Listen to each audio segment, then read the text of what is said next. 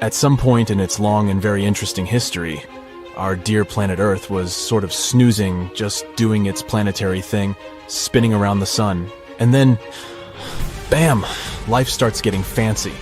Plants and animals start strutting their stuff, showing off their complexity. Fast forward a bit, about 65 million years ago to be exact, and a cosmic disaster strikes, or at least that's what we presume. An asteroid probably smashed into Earth, wiping out the dinosaurs and other big animals. We can't pinpoint specifics about the asteroid, but we do know that it was extremely large and it crashed into our precious planet, creating a dusty mess that settled everywhere. You can still find remnants of that dust layer in sedimentary rocks today. If you dig beneath it, you'll uncover a whole bunch of fossils. These prehistoric creatures were living it up before the asteroid crashed the party. Think of it as the planet going on a cleaning spree, leaving a bunch of empty spaces waiting to be filled. And guess who took the opportunity? Mammals! These furry little critters were the ones to rise to fame. But why is it that this disaster became such a great opportunity for mammals? It's pretty simple, actually. With no big bullies around, they grew, multiplied, and had a population expanse. All kinds of mammals joined to fill in the blanks. Primates, rodents, basically, the whole furry gang. We're talking about placental mammals, marsupials, and even egg-laying mammals, adding some serious variety to the mix. We like to think of primates as our closest relatives here on Earth. What's their story? Well, around 63 million years ago, just a couple of million years after the dinosaurs' final dance, the primates decided it was time for a family reunion. They split into two groups, the dry-nosed primates, who became the cool monkeys and apes we know today, and the wet-nosed primates, who went off to become lemurs and aye-ayes, hey-hays. The fun didn't stop there. About 58 million years ago, the dry-nosed primates began their own little mission. One special guest called the tarsier, arrived on the scene, featuring big eyes that were perfect for late-night shenanigans. This tarsier took a different path from its primate relatives, embracing its unique niche and evolving separately. To this day, the tarsier is the only primate that feeds exclusively on meat. These little guys have a taste for insects, small birds, rodents, and even lizards. But that's not all that makes them unique. Their eyes are twice the size of their brains. Also, their heads can do a full 180-degree spin, just like an owl. Because of their features, the tarsiers are the true kings and queens of the night. With their superpower of ultrasonic tracking, they can spot their prey instantly. Plus, their legs and feet are like springs ready to launch them into action. They've got this special ankle bone called the tarsus, which gives them those epic leaping skills. Hence the name, if you were wondering. But let's leave these little critters to rest and get back to our story, shall we? About 55 million years ago, the Earth cranked up the heat, literally.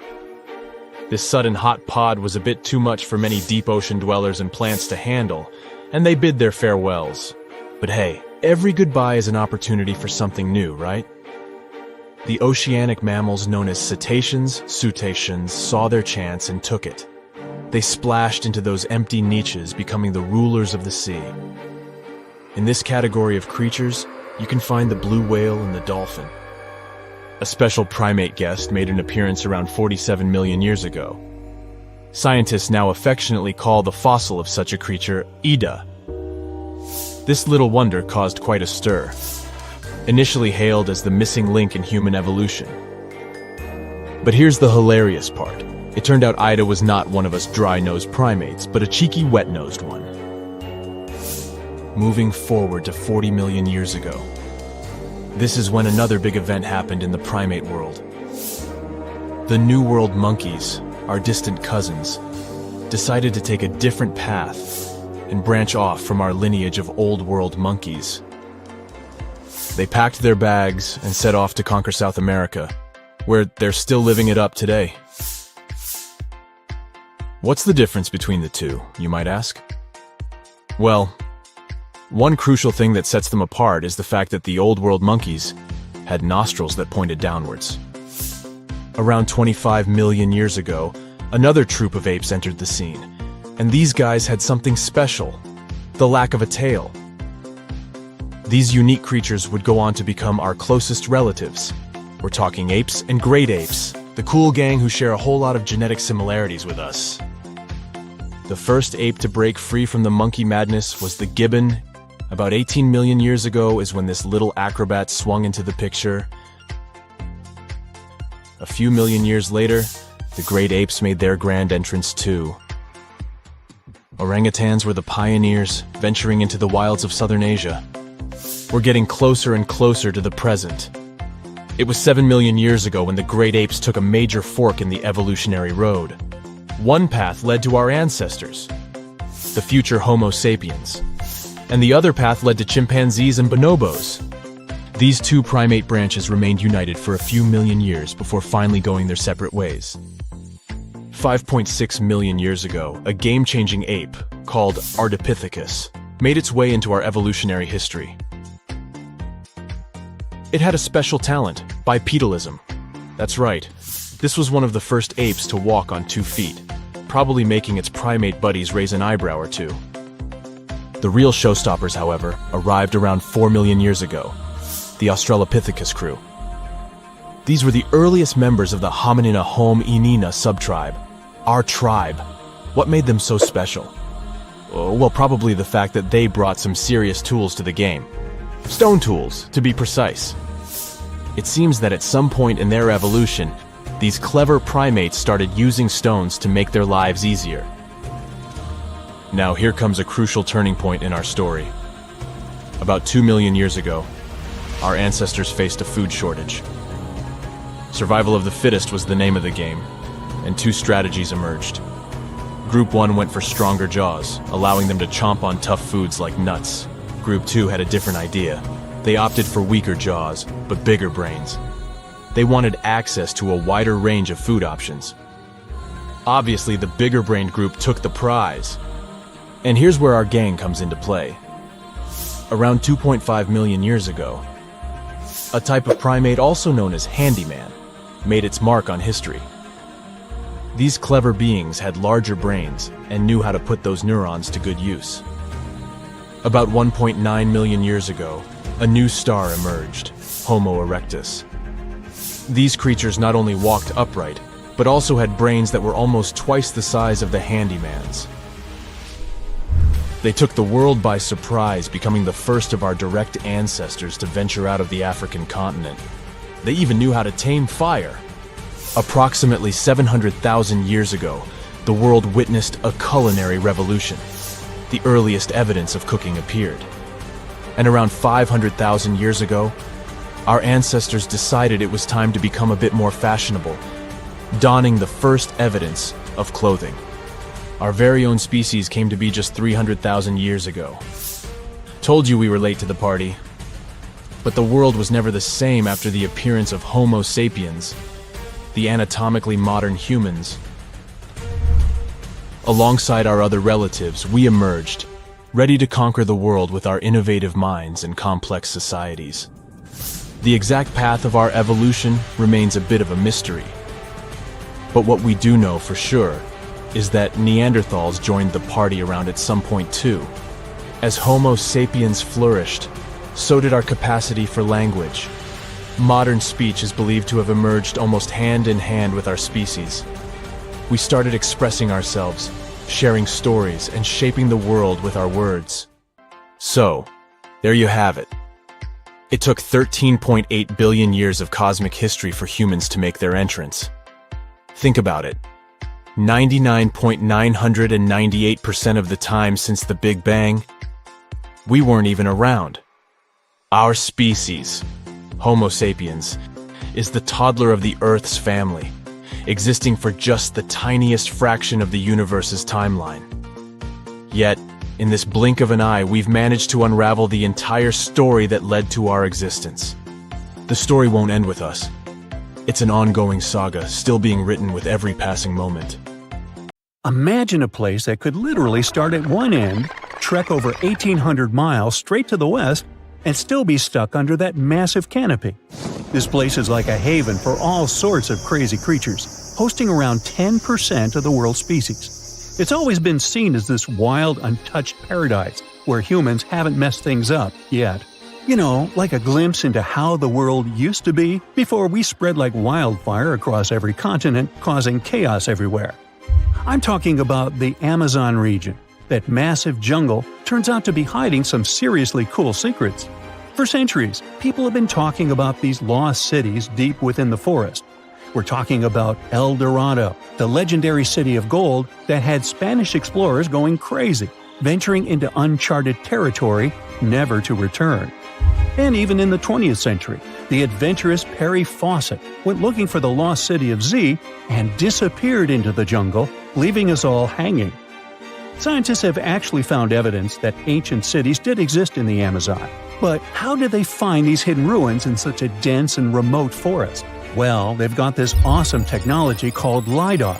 Basically, they hopped into a helicopter and used light-based remote sensing to digitally strip away the canopy and reveal the ancient ruins of a massive urban settlement around Llanos de Mojos in the Bolivian Amazon.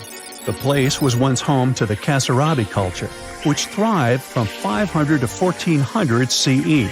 They had these incredible urban centers with huge platform and pyramid structures. They even had raised causeways connecting different suburban-like settlements spread across miles and miles of land. These guys were seriously ahead of their time, and they had an epic water control and distribution system with reservoirs and canals. So yeah, the Amazon rainforest wasn't just some untouched wilderness. It was actually heavily populated and even urbanized for centuries before recorded history of the region began. But the thing is, a bunch of people turned a blind eye to the fact that there were actually some pretty cool architectural sites lurking around here that totally deserve some exploring. Scientists predict that in the next 10 to 20 years, we're going to uncover a ton of these cities, and some might even be bigger than the ones we're talking about here. Michael Heckenberger, an anthropologist with the University of Florida, points out that we've seen some similar settlement features, like moats and causeways, in other parts of the ancient Amazon. This new research reveals something totally mind-blowing. Past examples of urbanism in the Amazon were more like groups of villages connected together, not quite what we'd call urban. You see, they were missing those fancy larger centers with their grand architecture and stuff. But guess what? Llanos de Mojos has got them. This place is the real deal when it comes to a fully urbanized Amazonian landscape.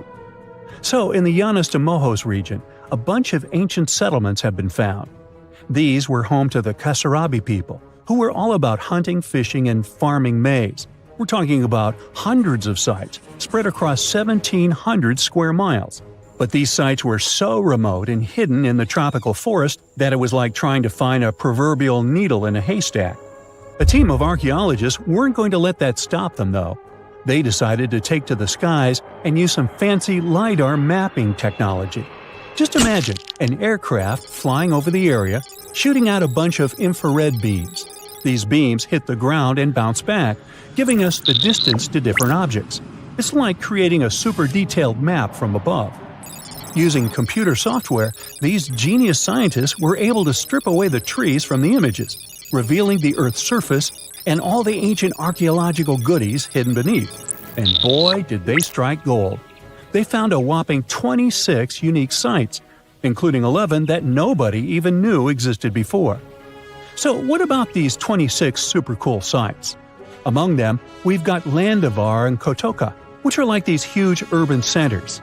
And get this, we already knew they existed, but the new maps revealed they cover 1.5 and 1/2 square miles respectively. These centers are surrounded by moat and rampart fortifications, like something out of a medieval castle, and they've got all sorts of crazy stuff inside. We're talking artificial terraces, massive earthen platform buildings, and pyramids that reach over 70 feet tall. All these epic buildings are actually facing the north-northwest. It's like they were trying to align themselves with the cosmos or something. This kind of cosmic worldview can be found in other ancient sites in the Amazon too. Now, let's take a bird's-eye view and strip away all those pesky trees. We can see these two centers in all their glory, and they're actually connected to a whole network of settlements through a bunch of causeways. Picture it like spokes on a wheel, stretching out for miles. Canals also stretch out from these main centers and connect to rivers and Laguna San Jose. It's like they had their own water delivery system going on. These ancient guys totally reshaped the whole landscape with their crazy cosmology. The only bummer is that their impressive architecture was made from mud brick. While it looked amazing back then, it just wasn't as durable as the limestone used by the Maya. What happened to the Kasarabi and their settlements is still a big mystery. But based on dating at the sites, it looked like they disappeared around 1400 CE, way before Europeans arrived in the Amazon. One theory is that a massive drought hit the region and messed everything up. The researchers found these massive water reservoirs at various sites, which is pretty interesting, considering how rainy the Amazon is known to be. Who knows if they were for drinking water or farming fish and turtles? But hey, severe droughts have happened in the past, and it only takes a couple of bad harvests to make people pack up and move on. What's even more interesting is that these communities thrived in the same area where this guy Fawcett we mentioned before went missing while searching for his lost city of Z. Maybe he was onto something after all. This is how it was. Fawcett stumbled upon this super cool document called Manuscript 512 at the National Library of Brazil. It's believed to have been written by a Portuguese explorer. Now, according to this document, back in 1753, a group of explorers discovered the remains of an ancient city. It had arches, a statue, and even a temple with hieroglyphs. But the document didn't spill the beans on where this city was located. So Fawcett got all hyped up about finding this city and made it his secondary mission after his main goal of finding something called Z. At one point, he had to come back to Britain to run some errands, but in 1920 he decided to give it another shot. Fawcett went on a personal expedition to find the city, but it was unsuccessful. 5 years later, Fawcett, his son Jack, and their buddy Raleigh Rimmel disappeared in the Mato Grosso jungle. Some researchers think that Fawcett might have been influenced by info he got from indigenous folks about this place called Kohikagu. Turns out Kohikagu was discovered by Westerners in 1925, and it had the ruins of 20 towns and villages. Up to 50,000 people might have lived there. And get this, the discovery of other earthworks in southern Amazonia totally supports Fawcett's theory. In 2005, an American journalist wrote an article about Fawcett's crazy expeditions and discoveries. He called it The Lost City of Z. Catchy, right? Well, in 2009, he turned that article into a book with the same name. And in 2016, the super talented writer-director James Gray made it into a movie. Now, here's where things get a bit sad. The Amazon region is changing rapidly.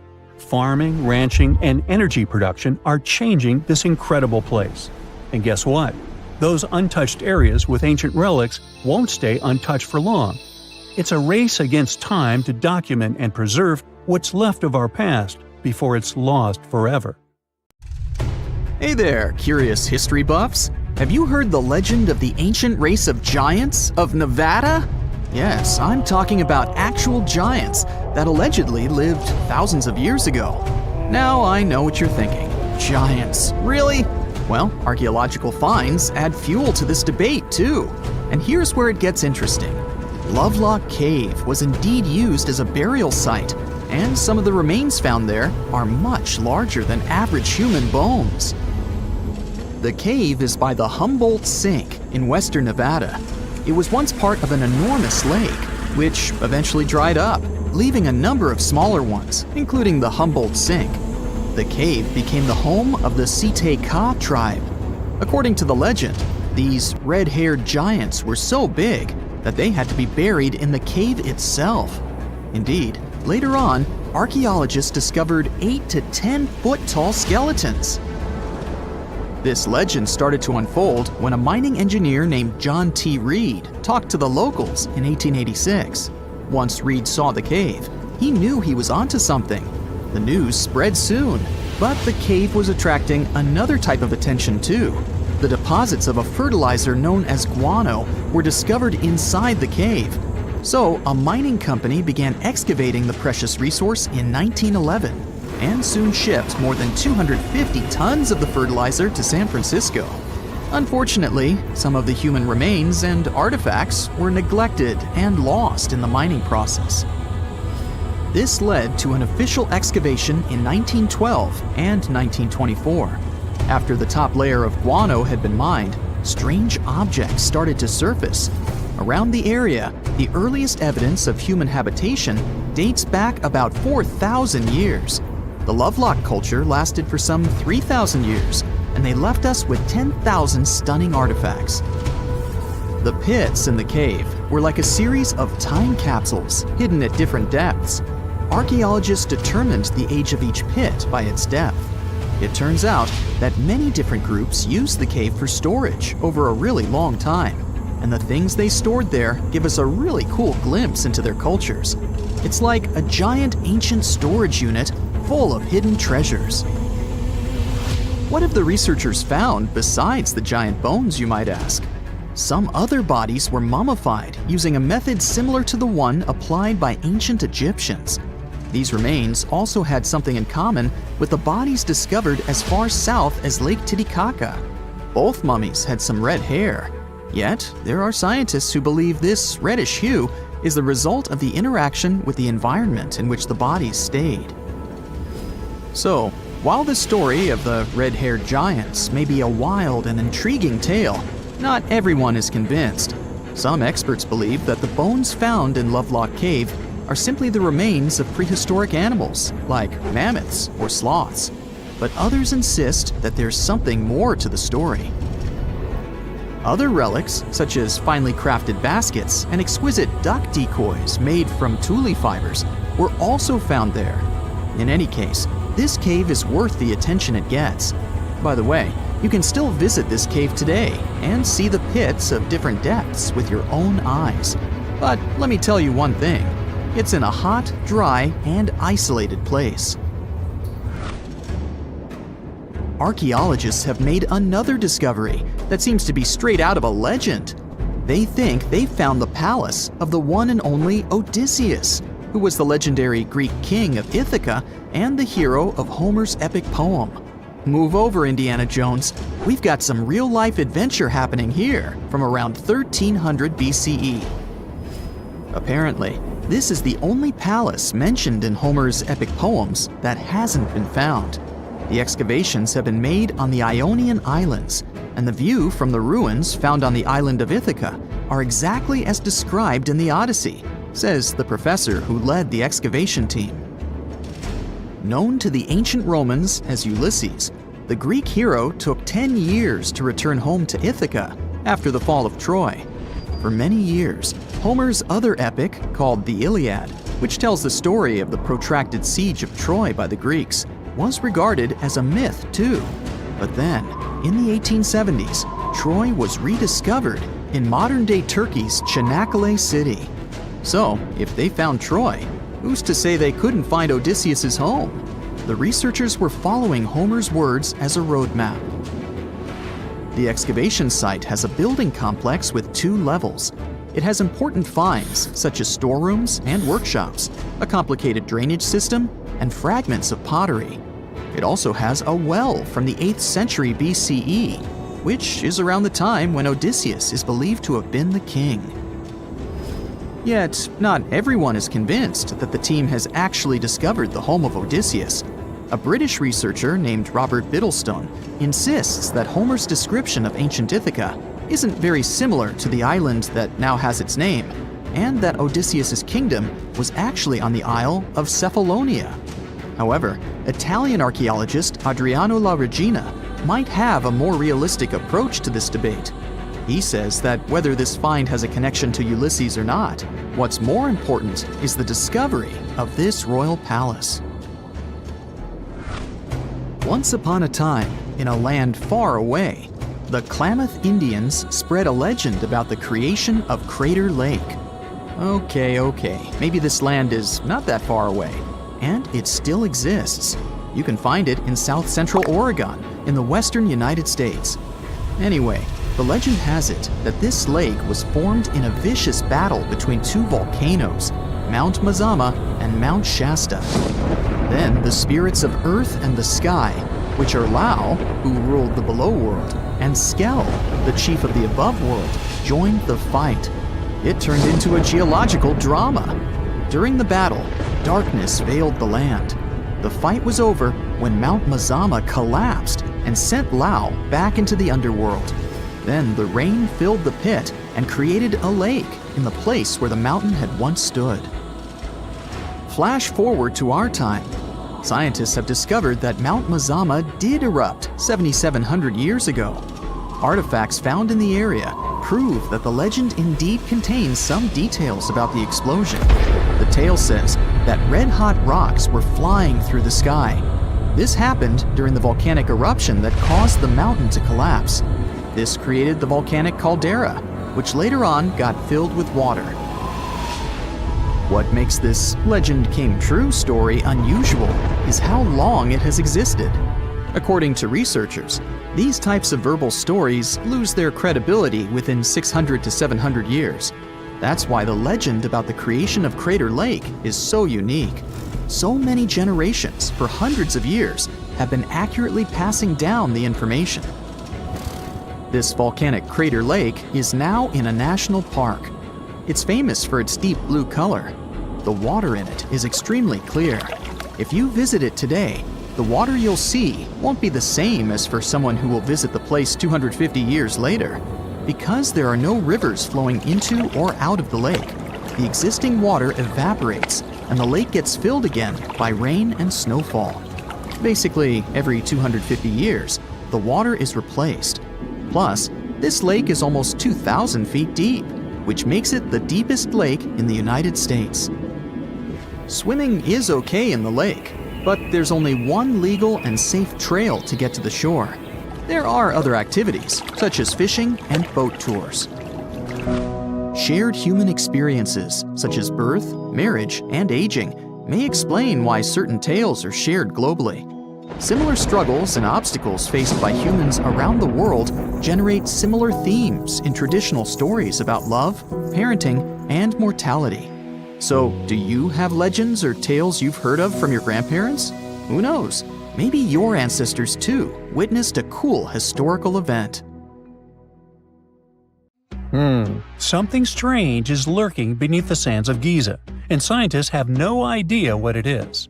Archaeologists just found a hidden structure near the Great Pyramid using advanced ground scanning technology. What's inside? Nobody knows, but excavations are already underway. The Great Pyramid of Giza is one of the most famous monuments on Earth, but it doesn't stand alone. It's surrounded by an ancient necropolis, a massive royal graveyard filled with tombs and monuments. They belong to pharaohs, nobles, and other high-ranking officials. Most of these tombs are above the ground. They're called mastabas, rectangular, flat-roofed tombs built from limestone or mud brick, and they've been studied for decades. But from old movies, we know that these weren't simple graves. They have deep vertical shafts leading to underground burial chambers, where the past was sealed away for eternity. And recently, archaeologists found one curious empty space in the cemetery, a completely unexplored patch of ground. No mastabas, no visible ruins, nada. For years they ignored it, but between 2021 and 2023, they decided to investigate. They didn't dig though. Instead, they used a technology that kind of acts like X-rays for the ground. These radars let scientists see the secrets hidden there. And there was something hidden beneath the sand, something deliberately buried and forgotten. A two-part underground structure. One part was shallow and L-shaped. It's about 33 feet long and buried just 6.5 feet deep. But below that, a deeper, more mysterious anomaly, a structure completely different from anything else in the area. They called it a highly resistive anomaly, which means it's dense and solid, likely made of stone, sand, or even metal. And still, no one has a clue what's inside it. Now, it's clear that humans made the L shape. It wasn't formed by nature, and the shallower structure might have been an entrance to whatever is hidden below. But they only have some theories about what might be hidden there. It's also filled with sand and gravel. It was probably deliberately backfilled after its construction, perhaps to preserve this. Why? Well, we don't know yet. The archaeological team will need to excavate to understand what exactly this thing was and why it was built. The first guess is a lost burial chamber. Many tombs in Giza have underground burial sites, but most have clear surface markers. This one, for some reason, has nothing, but it could be one of them. The second guess is an ancient offering chapel. Egyptologists know that some chapels were built in this shape, but usually they were above ground, not buried like this.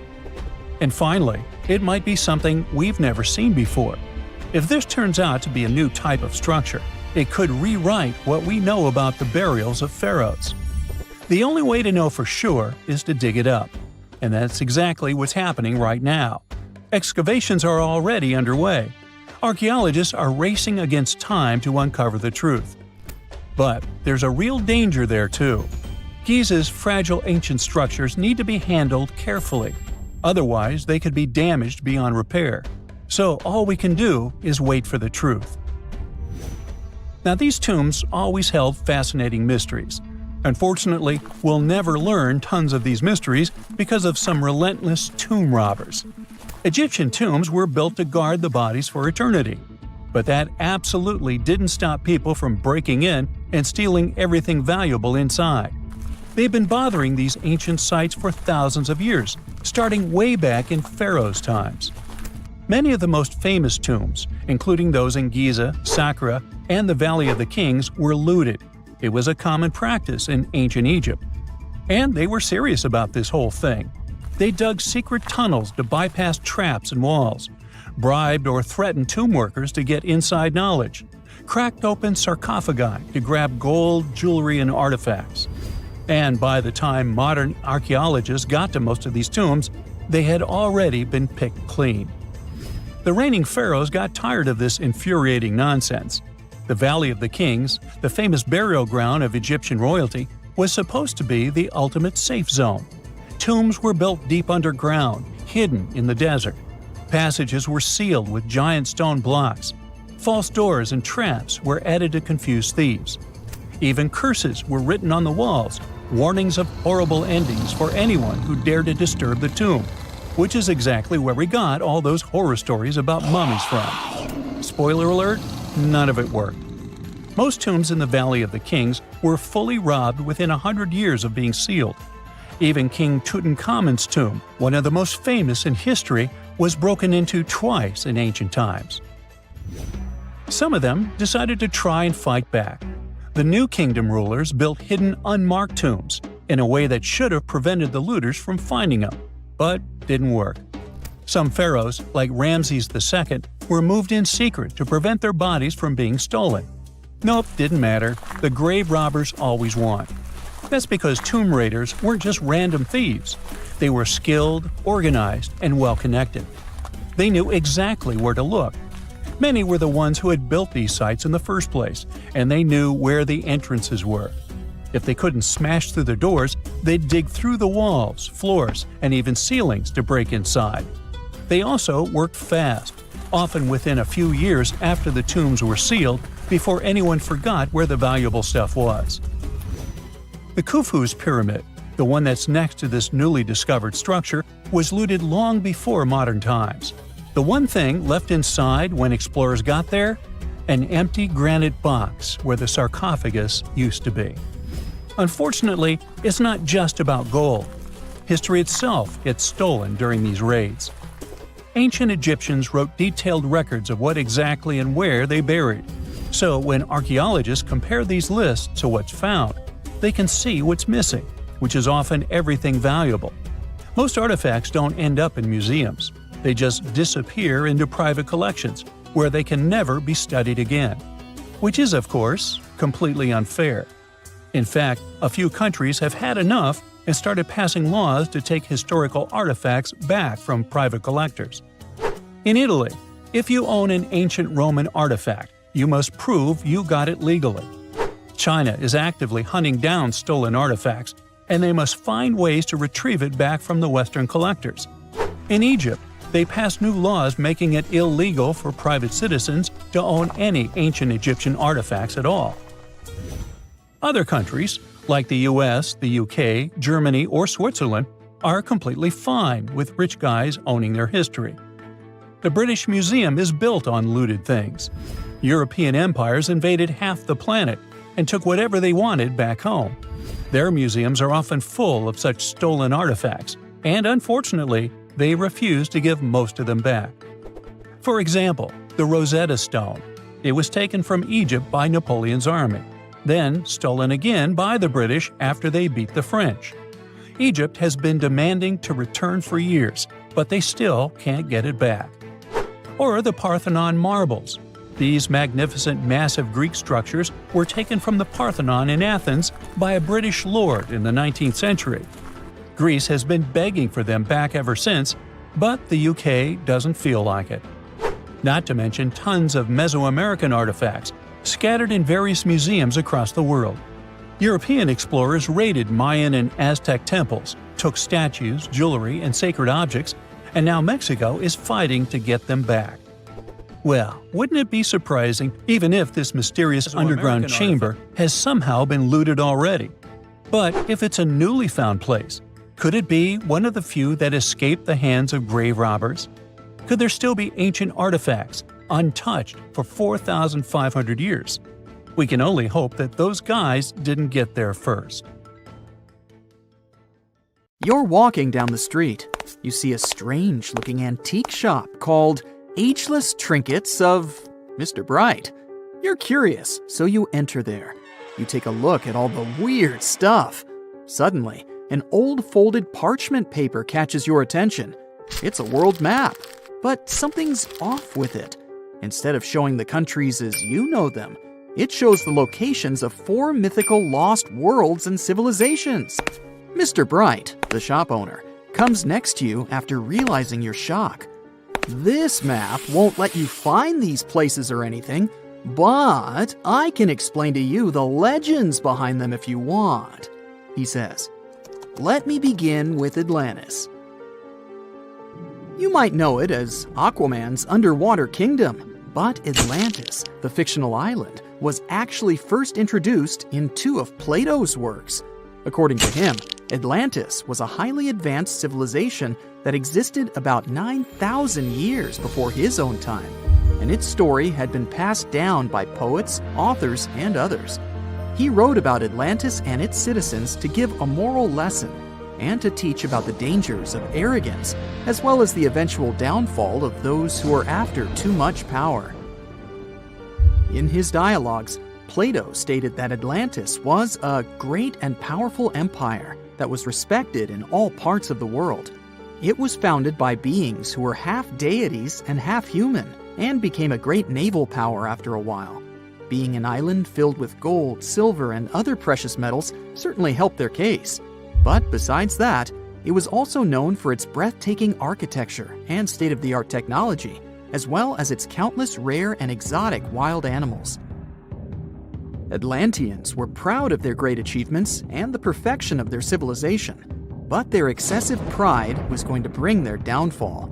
They believed they were so superior that they could gain control over any nation. This led them to launch a series of invasions.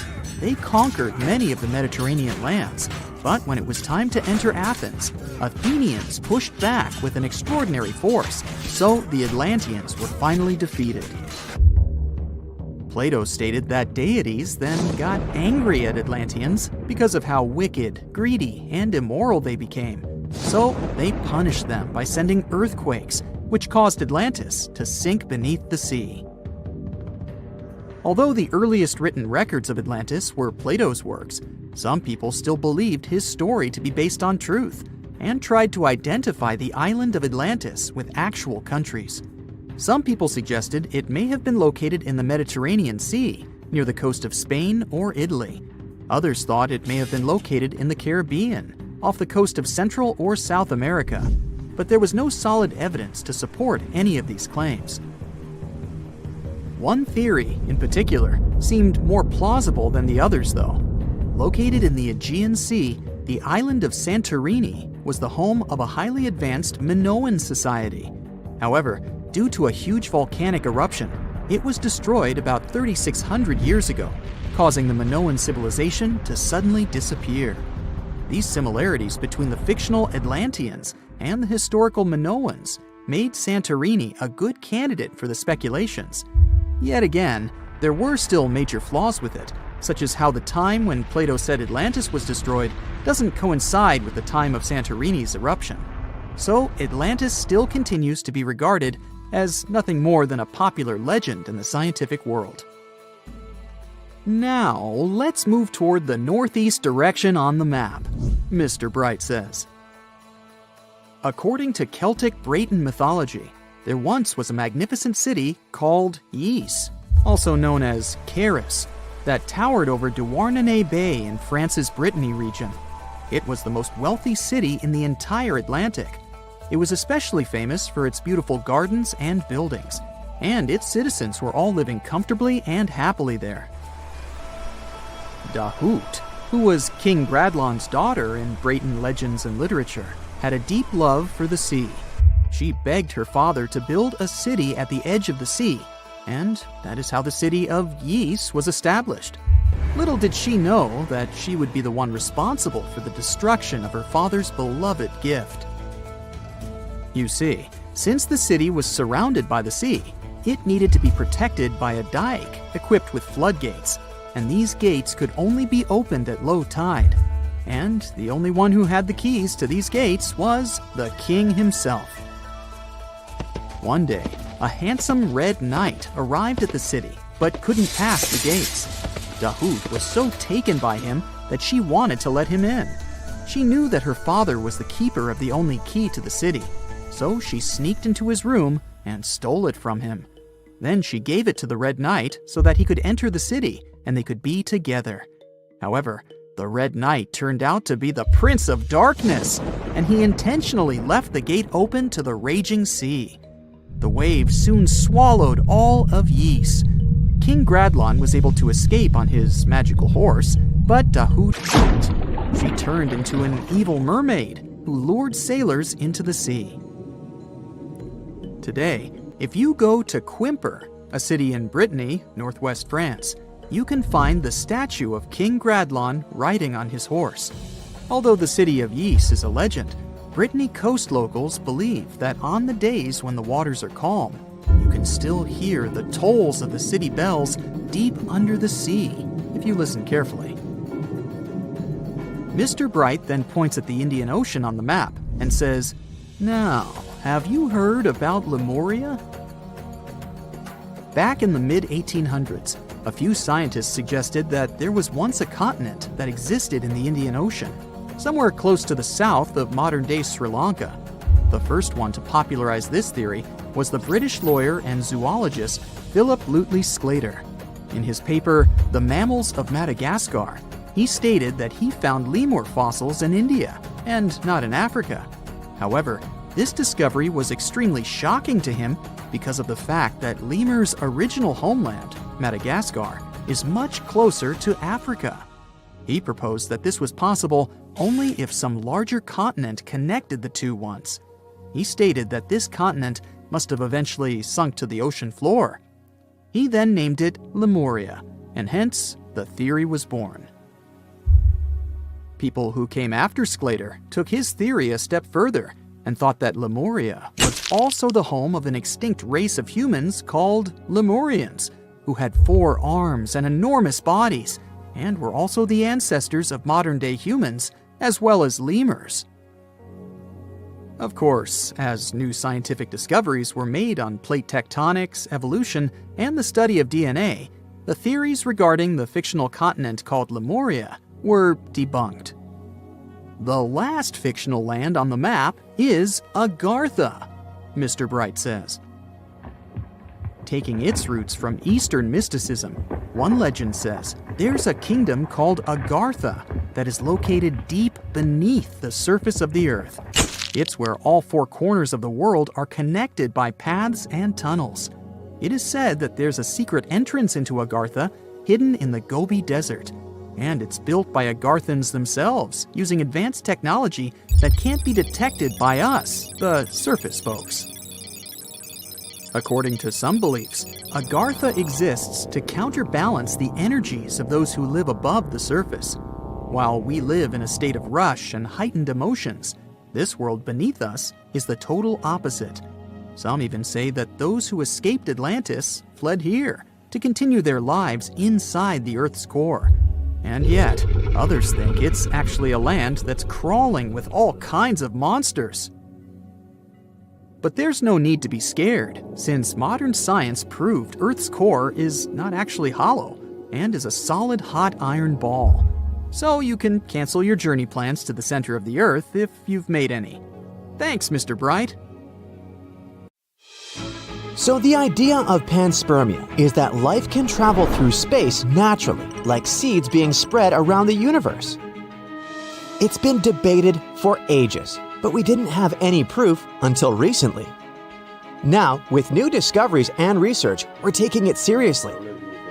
People used to think it was impossible for living things to survive being launched off one planet, traveling through space, and land on another planet. But turns out microorganisms can handle it. Scientists got interested in this again in the 70s when they found rocks from Mars here on Earth that proved it's possible for rocks to travel between planets in our solar system. They figured out some ways that materials can be sent into space and survive the trip. So yeah, panspermia might be a real thing after all. Basically, scientists were wondering if living things could have hitched a ride between planets in our solar system. But for that to happen, microorganisms would need to survive being launched off of one planet, flying through space, and then landing on another planet. So, scientists have done a bunch of experiments trying to simulate all those crazy conditions.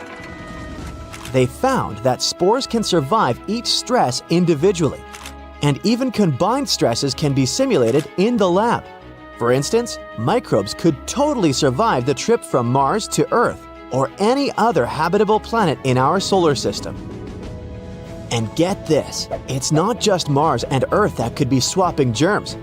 There are all these cool moons around Jupiter and Saturn that might be habitable too, like Io, Europa, Ganymede, Callisto, Titan, and Enceladus. Plus, microbes can survive in space for years with just a little UV protection, like they could be space superheroes with a dash of sunscreen. And if they're shielded by 6.5 feet of meteorite, they could live for 25 million years up there. That's longer than most marriages last. But wait, it gets crazier. Scientists found microbes on Earth that were brought back to life after 250 million years. That's like finding a fossil and then it jumps up and says, "Surprise!" All these discoveries have changed the game when it comes to finding life on other planets. We used to think life could only exist on cushy Earth-like planets. But now we know that extreme environments are fair game.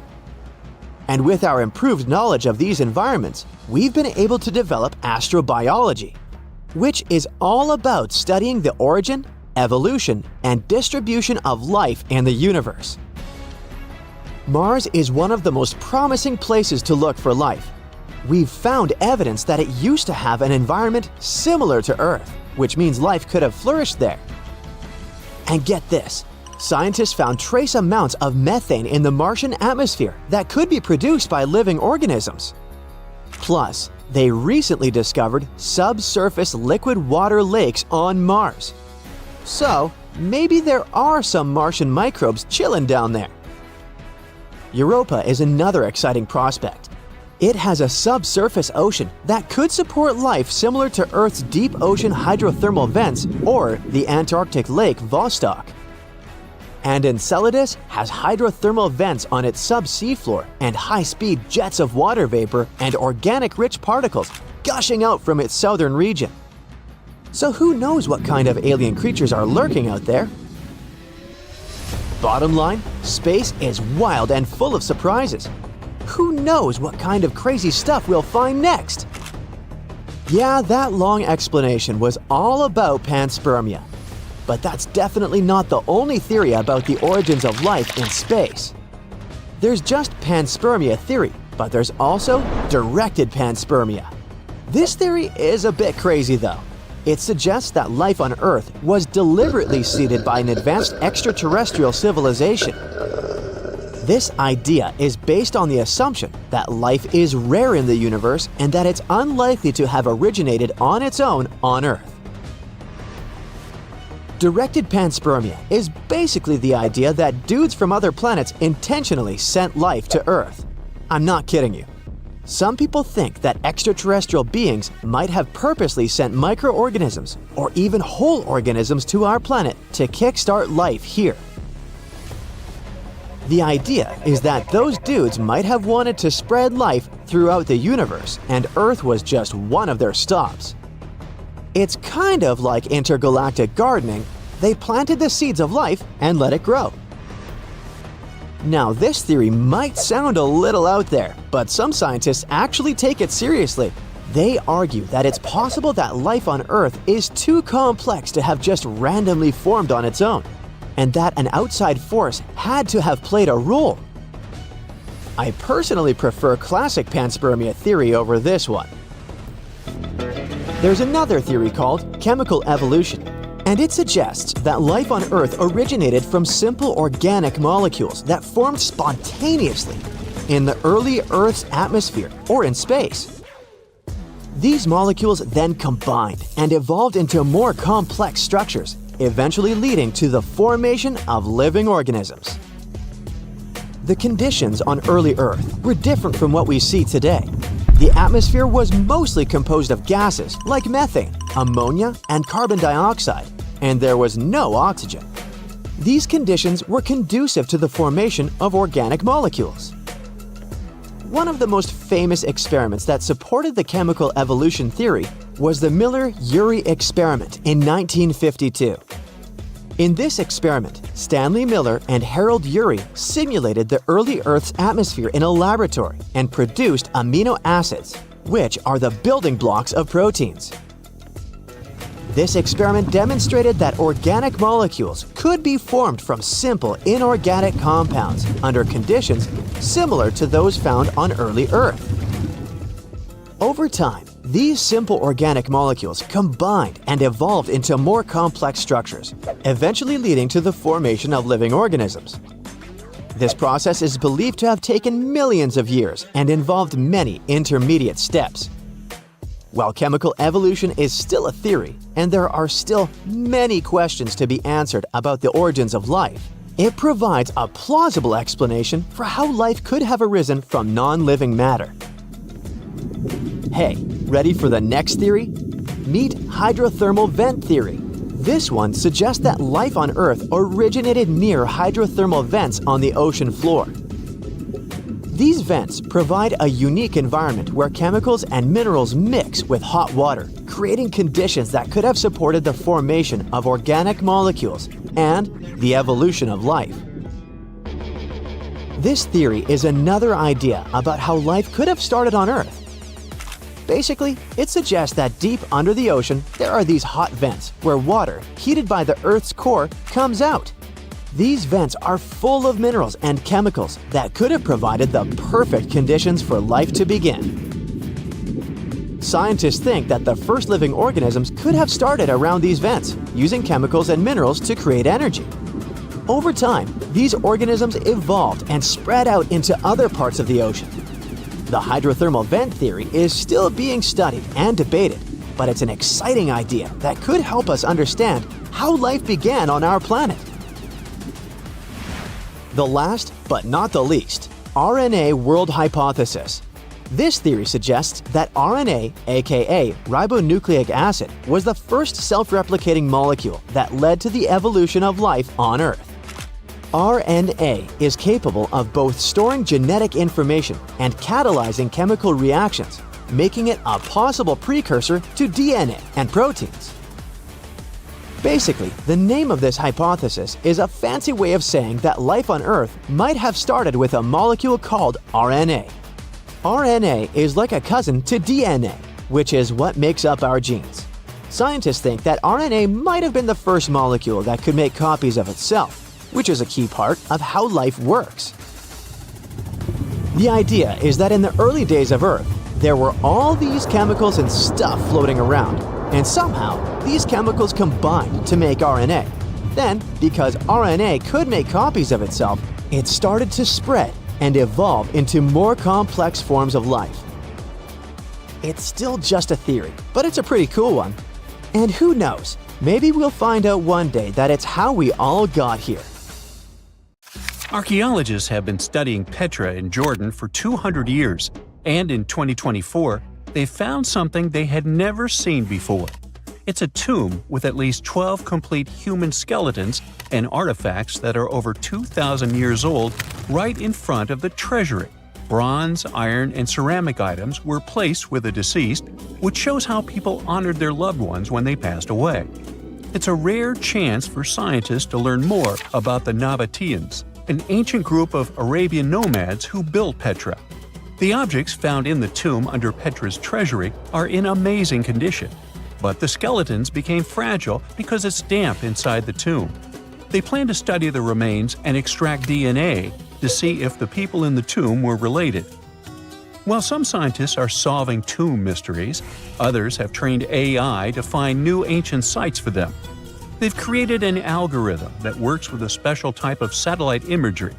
This technique uses radio waves that can peek under things like sand, soil, and even ice to find hidden objects. AI will help search a huge desert on the Arabian Peninsula called the Empty Quarter for archaeological treasures. The lead scientists of the experiment trained the algorithm to recognize hidden locations using data from a site they had found before. The new tech can discover buried structures within 20 inches, which is very precise. Another groundbreaking tech, LiDAR, which means light detection and ranging, helped archaeologists reveal new hidden cities all around the world. LiDAR can see big structures beneath layers of vegetation and map even subtle changes in ancient landscapes. They use it to scan large areas from a small plane flying over places that aren't so easy to study from the ground, like dense jungle. In 2024 alone, they found new Maya settlements in southern Mexico, gardens, roads, and rivers in Ecuador's Amazon rainforest, ancient ruins on the Pacific island of Tonga, and the remains of 2 medieval cities along the Silk Road route in Uzbekistan. Maybe some smart technology can also explain what Marge Simpson is doing on Earth in an ancient Egyptian tomb from 3,000 years ago. The drawing, featuring a woman with yellow-colored skin, a blue crown, and a green outfit, is alarmingly like the famous cartoon character. If you don't see a resemblance here, I hope you'll at least enjoy an amazingly well-preserved necklace with amethyst and agate beads. It's from another recent find from Egypt, an ancient tomb with 11 sealed burials near Luxor. Archaeologists also found 2 copper mirrors, one with a lotus-shaped handle and the second with a unique design of the deity of the sky, women, fertility, and love in ancient Egypt. The hair of the figurine was originally made from almost 4,000 mud beads. Another awesome find from 2024 is an ancient Greek shrine with intact burials, a sarcophagus, and plenty of gold inside. They think it was built before the year 300 before the Common Era, and the marble lions, also found inside, were made from the same marble as the Parthenon in Athens. Greece is so full of ancient treasures that the city of Thessaloniki will house around 300,000 of those artifacts in their new subway system. Meanwhile, archaeologists in France have found a monument unlike any other, and they can't figure out what it was used for. It's direct proof that people used to live here between the Neolithic and the early Iron Age periods. The coolest part is a monument made of 3 unique shapes that fit together like puzzle pieces. Some gravel found in the monument could mean there used to be a wooden fence called a palisade. People who built it probably used it for protection or decoration. The team studied the layers of soil around the monument to learn more about its origins. The only tools found so far were sharp flint stones, not the cartoon characters, which were used during the Neolithic period. The next step will be radiocarbon dating to figure out exactly how old the site is. Now, the oldest saddle ever found so far was found in the grave of a woman near the edge of the Taklamakan Desert in northwest China. This saddle is the oldest ever discovered. It was crafted from pieces of leather that were sewn together and stuffed with straw and animal hair to make it soft. Now, normally, things made from natural materials like this don't last very long because they rot or fall apart. But the Taklamakan Desert is so dry that it helped preserve the artifact. The herdswoman who used the saddle was buried in her full riding attire, so this proves that not only men used saddles and took part in herding and traveling. Now let's shift to Guatemala, where an ornate jade mask made by the ancient Maya people was waiting for centuries to be discovered. Scientists use radiocarbon dating to figure out the age of the mask. They believe the mask may represent a Maya storm deity, a powerful figure in their mythology. These kinds of masks were often made to honor Maya royalty, and they were placed in the tombs of kings and queens when they were buried. The king's tomb was also decorated with carvings made using tools crafted from volcanic obsidian. After 15 years of searching, scientists may have finally figured out where the altar stone of Stonehenge comes from. They compared the tiny minerals inside the altar stone with rocks from many places in Wales and England and ruled out lots of spots. Then they found the perfect match with a place in Scotland, more than 466 miles away from Stonehenge. This area might even be Orkney, a group of islands in the far northeast of Scotland where a lot was going on during the Neolithic period. The big question now is how ancient people moved such a massive stone so far. The altar stone is over 16 feet long and weighs more than 6 tons. The new theory is that they might have used boats to carry it across the coastline and rivers. Once it was close to Stonehenge, they theoretically dragged it across the land using wooden sleds, ropes, and a lot of teamwork. Meanwhile, in the north of France, an ancient home popped to the surface during the construction of a new house.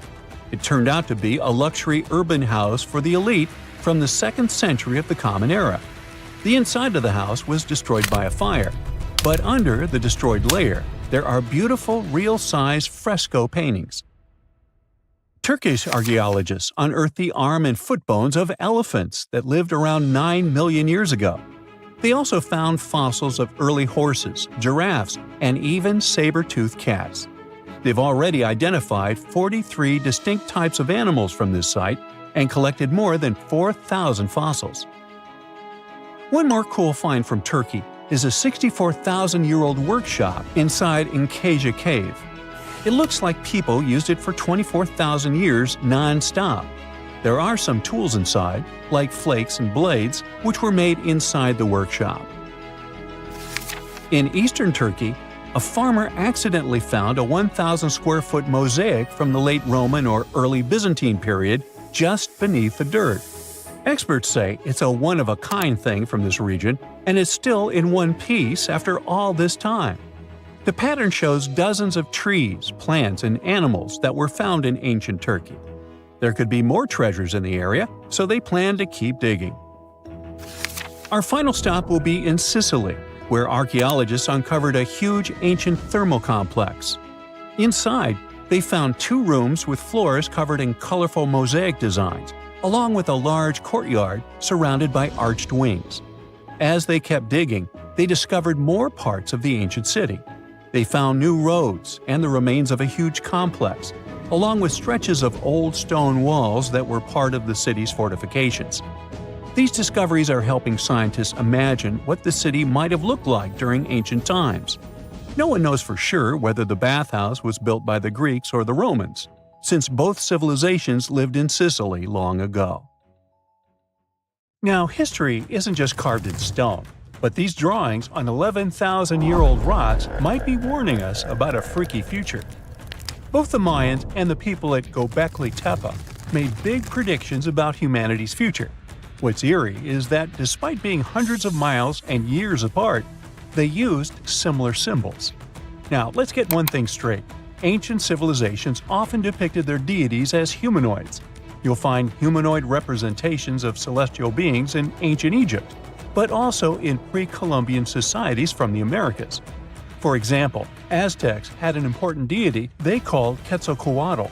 He was related to the wind, Venus, and the sun. In some ancient Aztec art, he's depicted carrying a tiny handbag. The shocker is that a very similar winged figure was represented by the Assyrians. Now, it's already odd that they chose similar forms to represent their gods, even though these civilizations didn't have any contact with each other. But to draw an almost identical handbag, that seems like a bit of a stretch. Of course, now, when we say handbags, we mean carvings depicting things that look like modern handbags. Not quite Coach or Prada, but you get the idea. Some theories suggest this mysterious handbag could be related to time travel. We've seen that Göbekli Tepe tells of a great flood that destroyed an ancient civilization. But during that civilization's time, they raised cattle and grew food. They knew how to handle seeds and grow crops. According to one theory, this stylish accessory could have been used for carrying seeds. Since Göbekli Tepe is believed to be near where Noah's Ark might have been found, the people of the area could have gathered seeds to plant in the New World after the Great Flood. Strange? Definitely. But so is everything we've been talking about, so let's roll with it. Another theory on the meaning of the handbag has a much more straightforward approach. In multiple ancient cultures, the circle was used to represent spirituality and non-materiality, but the square was often associated with concepts of the earth and materiality.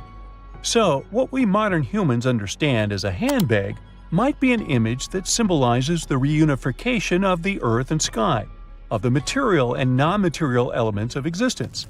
Not a bad theory, I would say. But then, who am I? Some researchers, like Graham Hancock, are not convinced with these previous explanations. For him, Göbekli Tepe is all about little gray people and their contacts with ancient earthling civilizations. You see, right in the middle of this ancient site, there's a special pillar called Pillar 43, or Enclosure D. At first glance, it looks like an astronomical calendar. You see the scorpion? That's the Scorpion constellation. And that ball in the center? It's all about the sun's alignment. We know ancient societies like the Maya or Incas were stellar astronomers. So what's the big deal here? Turns out the folks at Göbekli Tepe were talking about a massive natural disaster that wiped out all forms of life before their time. When astronomers recreated the angles and positions from Pillar 43, it showed an astrological setup from over 13,000 years ago. The stone also depicted a tragic event, a mix of a flood and a meteor shower. The headless man? That's humanity's tragic end. And the snake from the ground? Giant waves washing over the earth. And it's not just one stone telling the tale. Pillar 56 shows more of the Younger Dryas event, or as it's called, the terror from the sky. You see animals fleeing and waves crashing as the meteor shower hits. But wait, while Pillar 43 gives us the exact date of the last disaster, Pillar 18 in Enclosure D gives us the date of the next possible wipeout. The art depicted in this pillar zooms in on the constellation of Aquarius. Now, you might have seen the movie The Age of Aquarius or heard some woo-woo theories about how we're entering this phase right now. You see what I'm driving at? Göbekli Tepe might be giving us the date of the next disaster so that we have time to prep for it. These images could be a survival guide for humanity. Or not. Now, this would be bananas if it weren't for one piece of evidence. Let's check the facts. The Encke comet, discovered in 1786, used to be part of a megacomet, 100 miles wide, made of ice, metal, and rock. It broke up and formed a debris field. Now, instead of one huge comet, we've got millions of smaller ones. When the Earth passed through that debris, the folks at Göbekli Tepe saw a firestorm of comets, all coming from the Aquarius constellation, just like on Pillar 43. Now here's the supposed scary part. We pass through that same debris field every year. If you're watching this in September, October, or November, we're flying through it right now. It could happen that these debris fall onto the surface of the Earth all over again, repeating history. But so far, that's just a theory. The mind-boggling question is, how did the people at Göbekli Tepe know about an event that happened before they were all born? In 2019, excavations kicked off at Karan Tepe, about 40 miles from Göbekli Tepe. But research suggests it might have been settled even earlier. Göbekli Tepe seems to have been a place of worship or an observatory, but Karahan Tepe shows signs of a structured society. Excavations at Karahan Tepe reveal artifacts like intricate carvings, tools, and even possible remnants of buildings. This suggests that these people were not just hunters and gatherers, but had a structured society with spiritual or ceremonial practices.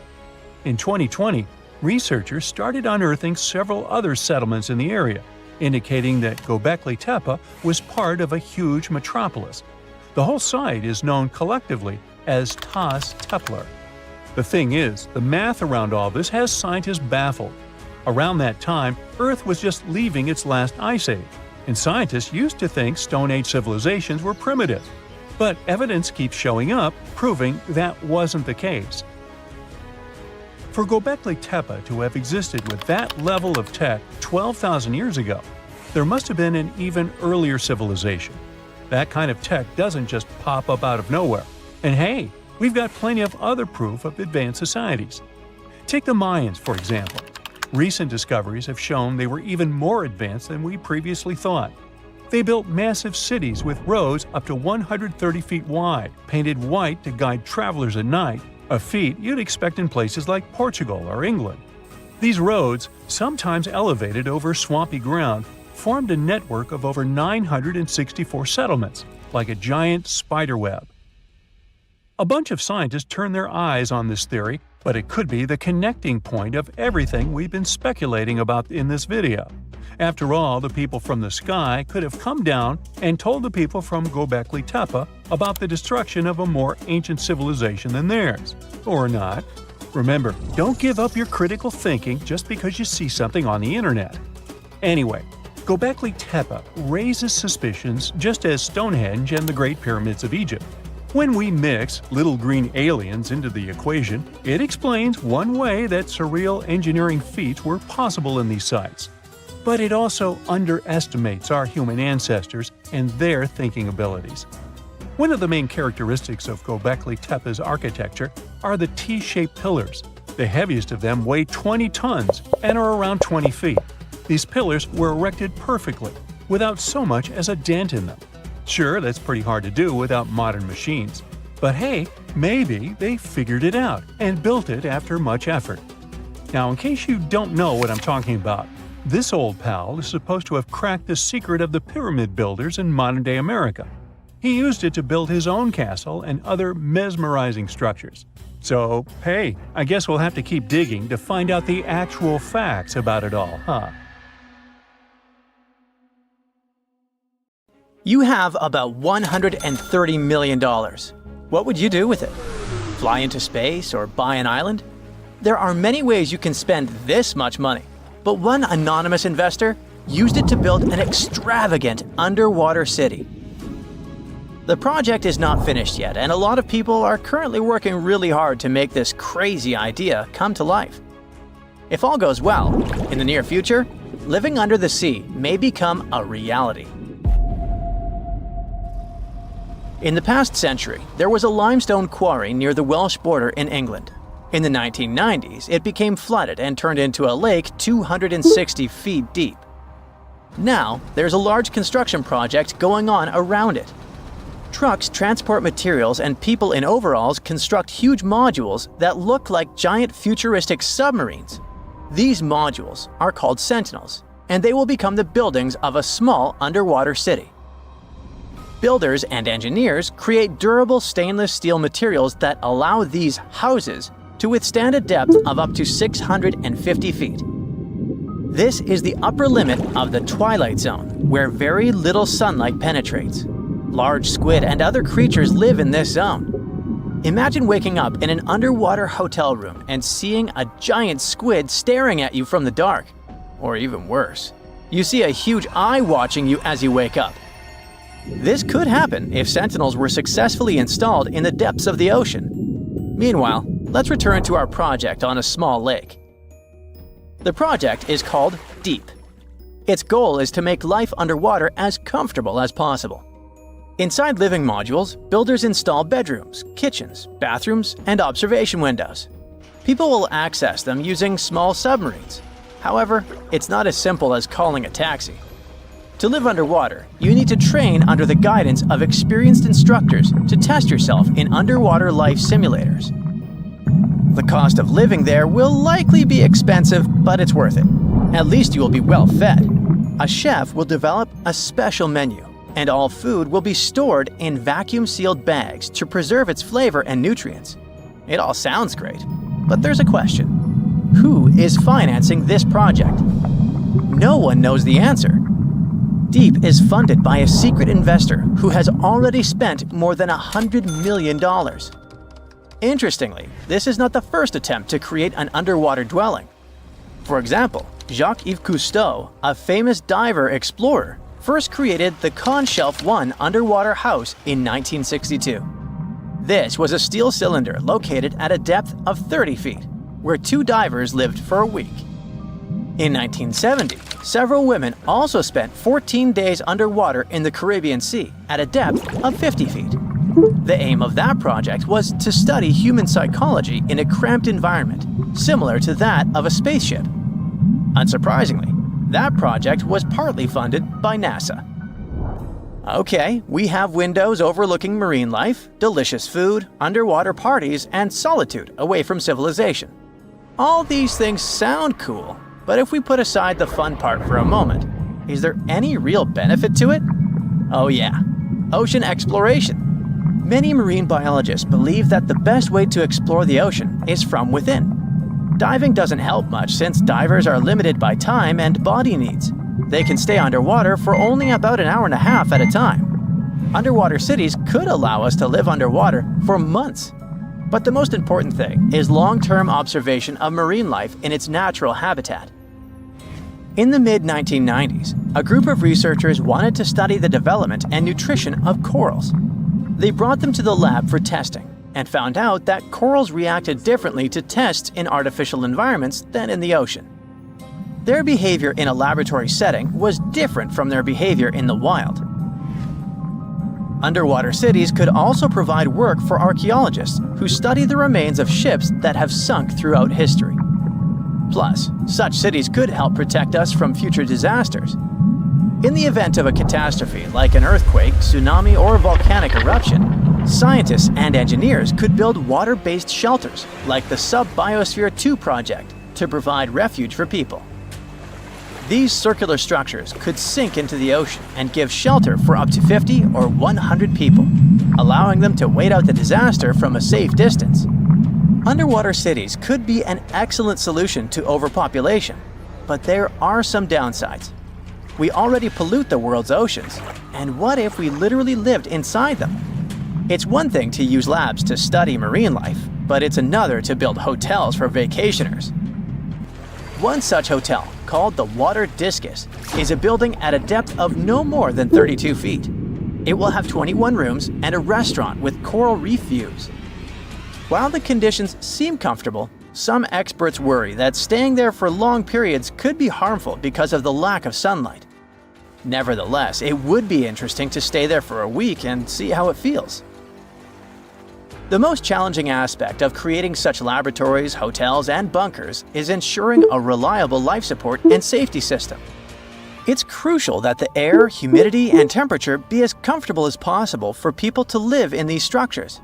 However, this requires a significant amount of energy.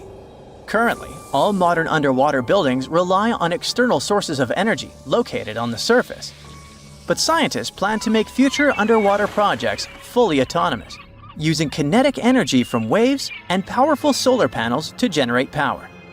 It's also important to create the right structure for these buildings.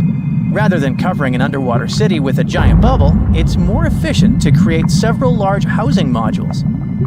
Each module should consist of steel, glass, and special cement.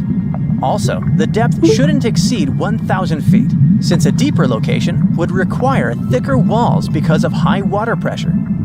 To load and move these residential modules safely, engineers can use ballast tanks. These are large containers filled with water, which are used to pull the modules down deep into the ocean. Once in place, engineers can release the water from the tanks and fill them with air, causing the house to float back to the surface. And what about fresh air? Fish extract oxygen from the water using their gills, but this method is obviously not suitable for humans. Therefore, we need to deliver air from the surface. It can be piped into the city and mixed with a special substance called sodasorb, which reacts with carbon dioxide and removes it. It would be great if we could generate oxygen inside our underwater cities rather than relying on other sources. This would require farms and plants that can produce oxygen through photosynthesis. But instead of sunlight, these plants would use artificial light.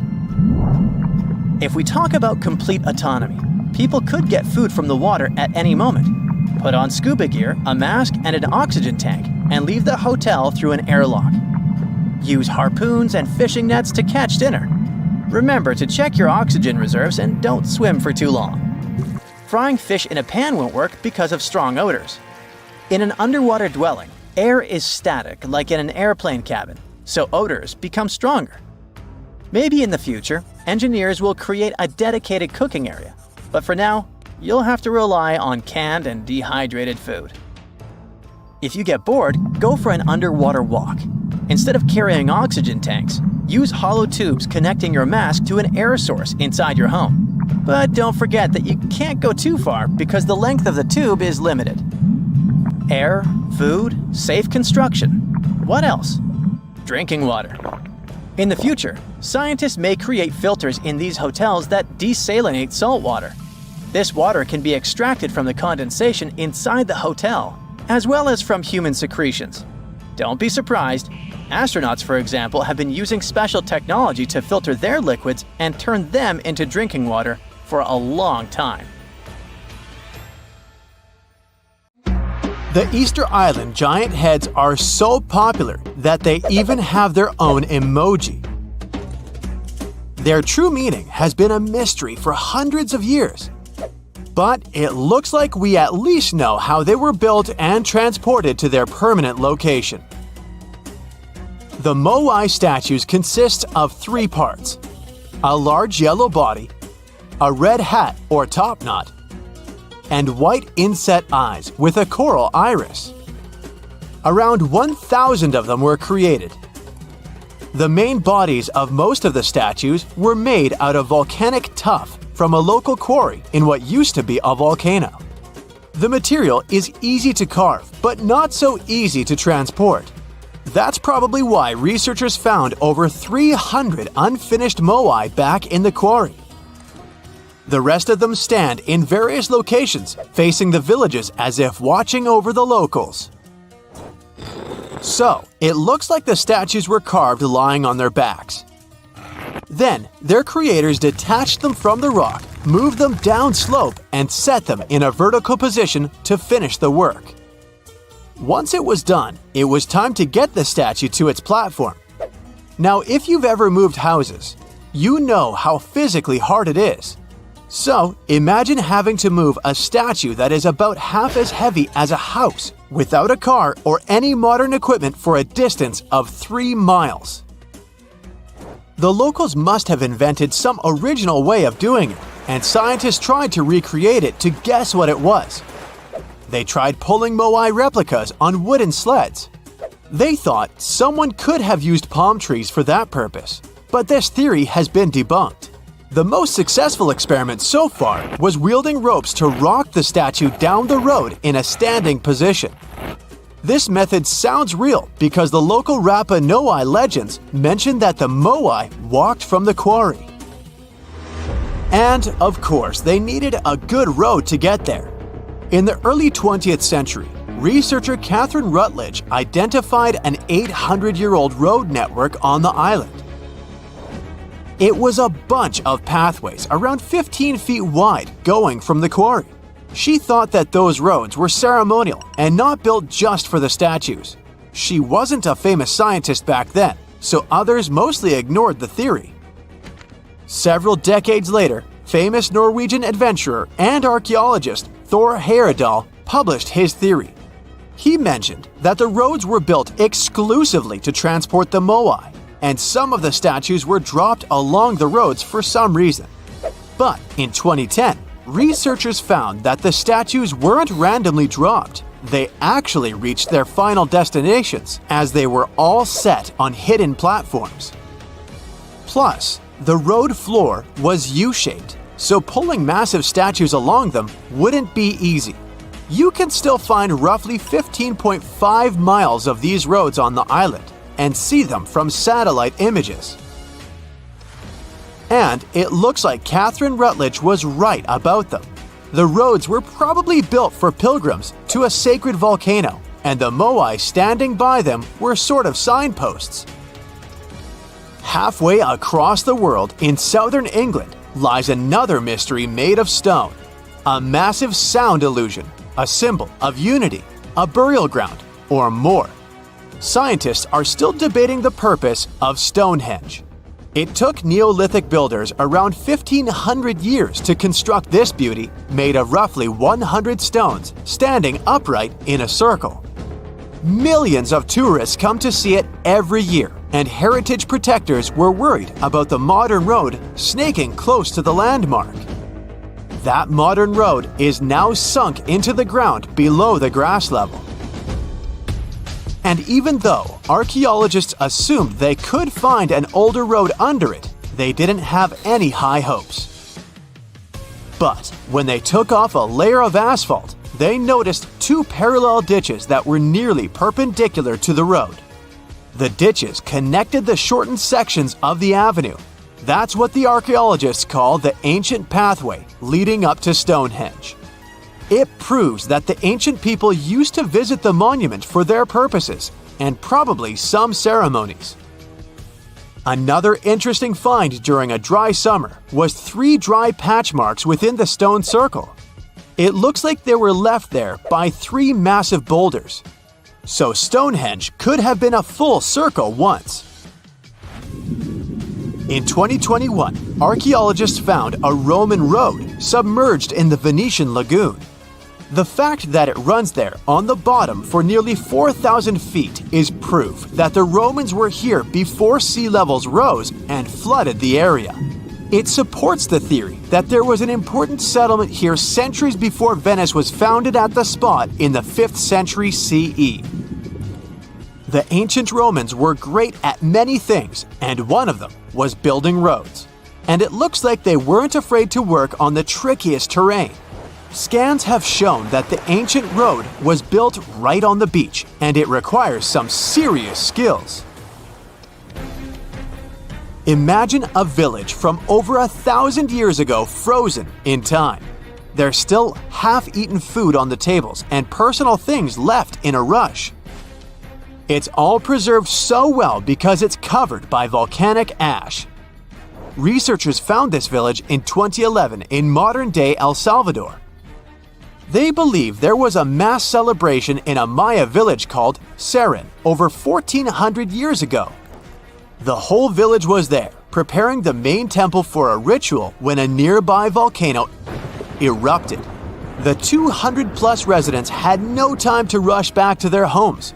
To save their lives, they had to flee the plaza and run south on a raised road called Sakbe. They managed to escape from the plumes of volcanic ash. In addition to being a superhero and saving all the people, the road had another cool feature. All Sakbe roads had an outer layer of stones. But this one was made of ash. Ironic, isn't it? It proves that the Maya people didn't only use stones to build their roads. Archaeologists discovered several coins in Jerusalem when they were excavating an old street. When they saw the minting dates, they realized the road was built when Pontius Pilate was the Roman governor of Judea. Since he was the local ruler, it's almost clear that he gave the order to build the road. The pilgrims most likely used this road to reach the Temple Mount for worship. The pathway, which was laid with over 10,000 tons of limestone, was almost as broad as a London bus is long. It had been there for 2,000 years. It's not common that you find such a luxurious road, and it's not clear why a Roman governor would spend so much money on the road. It was probably his attempt to make the city's population like him. Plus, it was a great way to show he had both money and influence. The Old North Trail is an ancient highway that the inhabitants of North America used for 10,000 years. First on foot, then with dogs and finally with horses.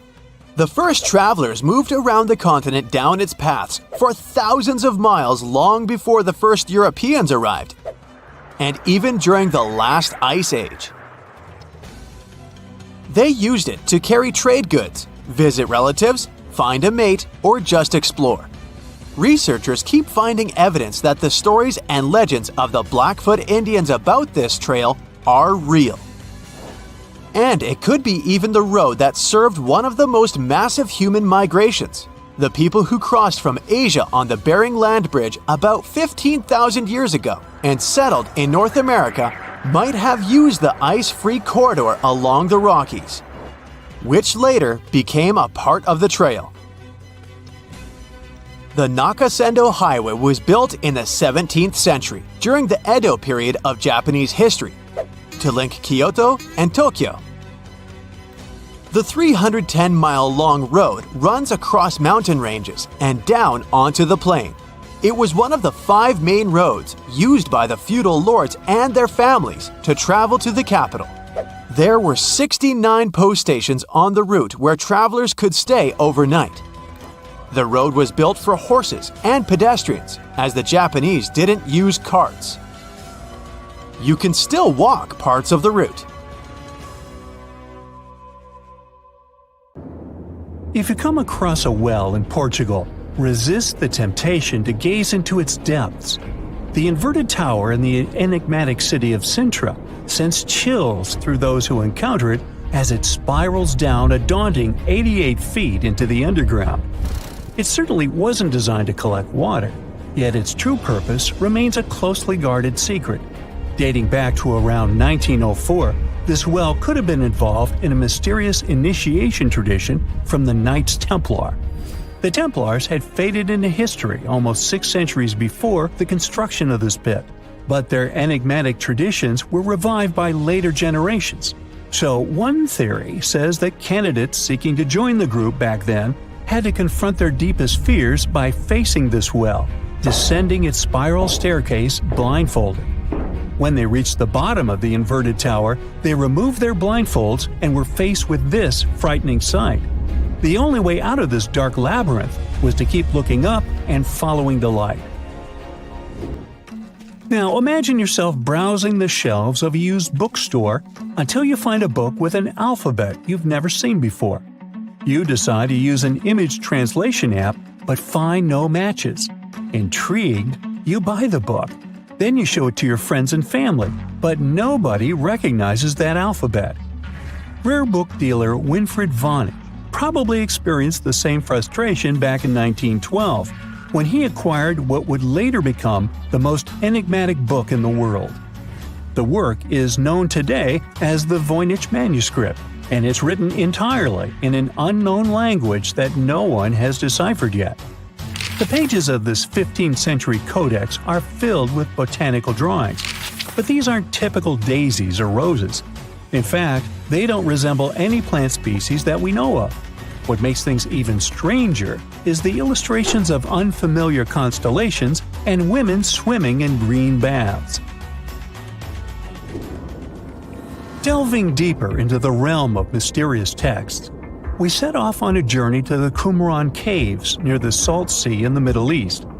In 1952, a team of archaeologists stumbled upon 2 scrolls made of highly oxidized copper at the site. Unrolling them was a major challenge, so they decided to cut the scrolls into 23 parts to investigate them. Imagine their surprise to see Hebrew words like gold and silver popping up. But no, it wasn't an ancient invoice. It was more like a treasure map, pointing the way to over $1 million. Unfortunately, the treasure was never found. Not for lack of trying, though. You see, the quest isn't as easy as it may appear. Some of the copper scroll's vocabulary is technical, and some geographical locations remain a mystery. There's also one last possibility. Perhaps it's all a work of fiction, like a pirate tale from the old days. People talk about Mona Lisa's almost haunting stare that seems to follow you no matter where you stand. But here's a quick question. Does she have eyebrows? You got it right if you said no. and her complete lack of eyebrows adds another layer of mystique to her gaze. The most common explanation is that beauty standards were different, and perhaps plucking the hairs above the eyes was a thing around 1503. But take a look at other Italian paintings from that time, like La Schiavona or Portrait of a Young Girl.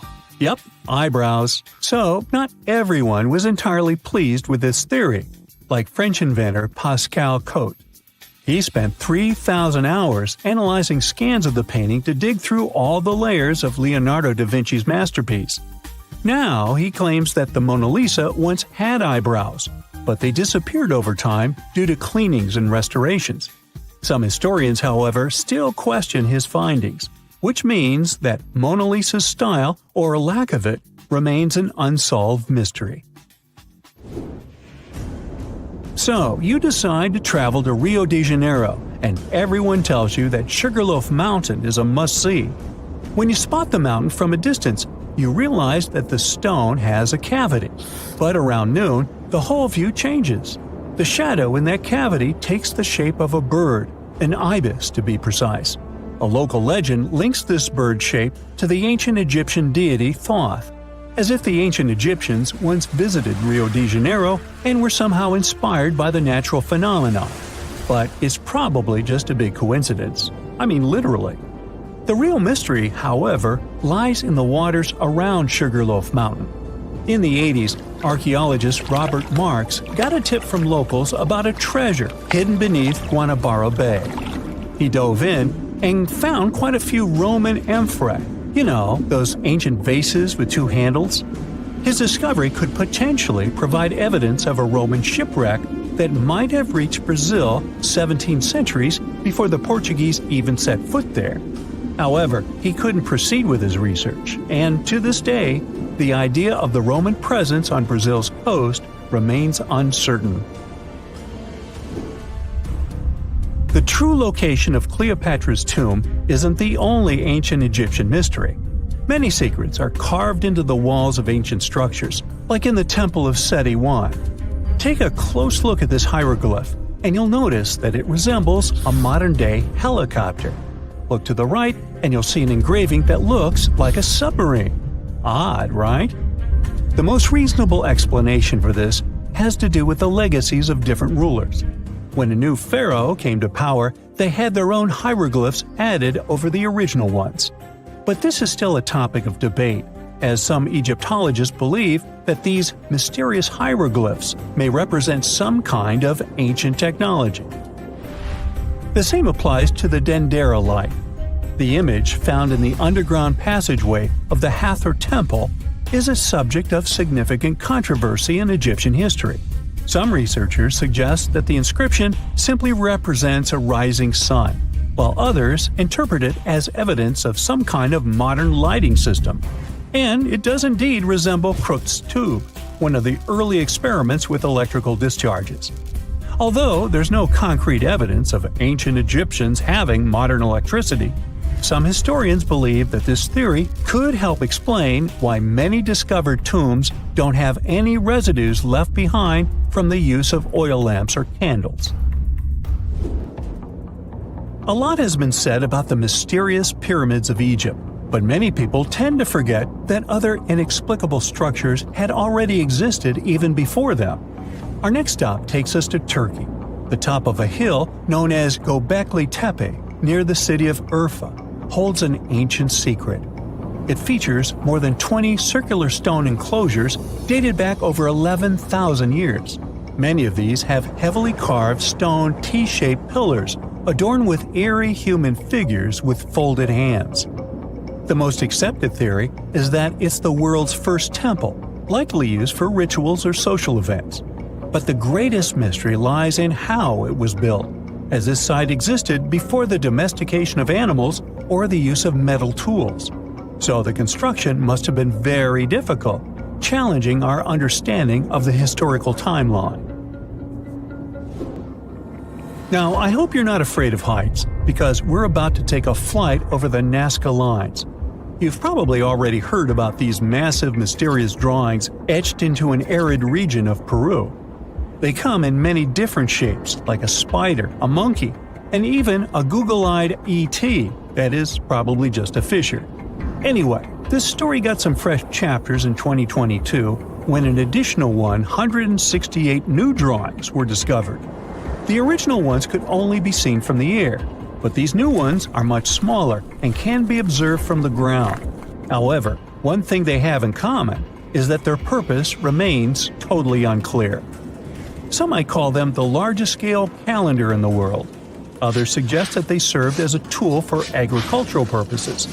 Of course, many theories have emerged in an attempt to give the Nazca lines a meaning, but the truth is that they remain some of the most important unsolved mysteries in history. Welcome to Rapa Nui, better known as Easter Island. It's a tiny speck in the vast Pacific Ocean, 2,200 miles away from the coast of Chile. This island is most famous for its eerie moai statues. This place is also home to one of the most mysterious writing systems in the world, called Ronga Ronga. We found it on 27 small wooden tablets. For years, historians have been arguing about the true history of these tablets, and now we might have found the truth. Humans first set foot on this island in the 12th century. For many years, it was home to the Rapa Nui people. They were pretty isolated out there in the Pacific Ocean until Europeans arrived in the 1720s. Europeans brought with them lots of troubles, leaving only a small fraction of the native population alive. Later in the 19th century, a missionary, Eugene Iro, went to the island and discovered the wooden tablets with intricate symbols carved on them. He wrote how marvelous they are, but there are hundreds of them on the island, and that they can be found in every household. But unfortunately, not all of them survive to this day. We've only got 27 of them. Some of them were heavily weathered, burned, or otherwise damaged, and now they're scattered all over the world in museums and private collections. Some of the language's artifacts were carted off to Tahiti and then to Europe by Europeans, leaving none behind on Easter Island itself. The 4 sacred tablets found their home in a congregation in Rome. They were the ones used in the recent discovery. For years, historians have been arguing whether this writing system was made up by the islanders themselves or they borrowed it from Europeans. To find the truth, they decided to use a technique called radiocarbon dating. All organic materials, like wood, charcoal, and so on, contain a tiny amount of a radioactive form of carbon called carbon-14. When life comes to an end, things stop taking in carbon-14, and the amount they had starts to decay over time.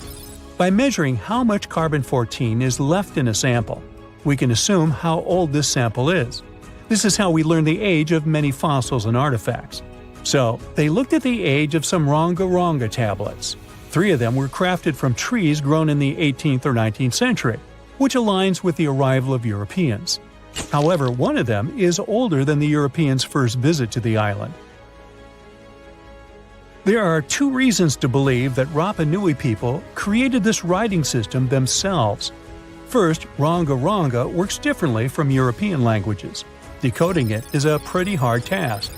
Unlike English, this language boasts over 400 unique glyphs, none of which resemble any known writing system.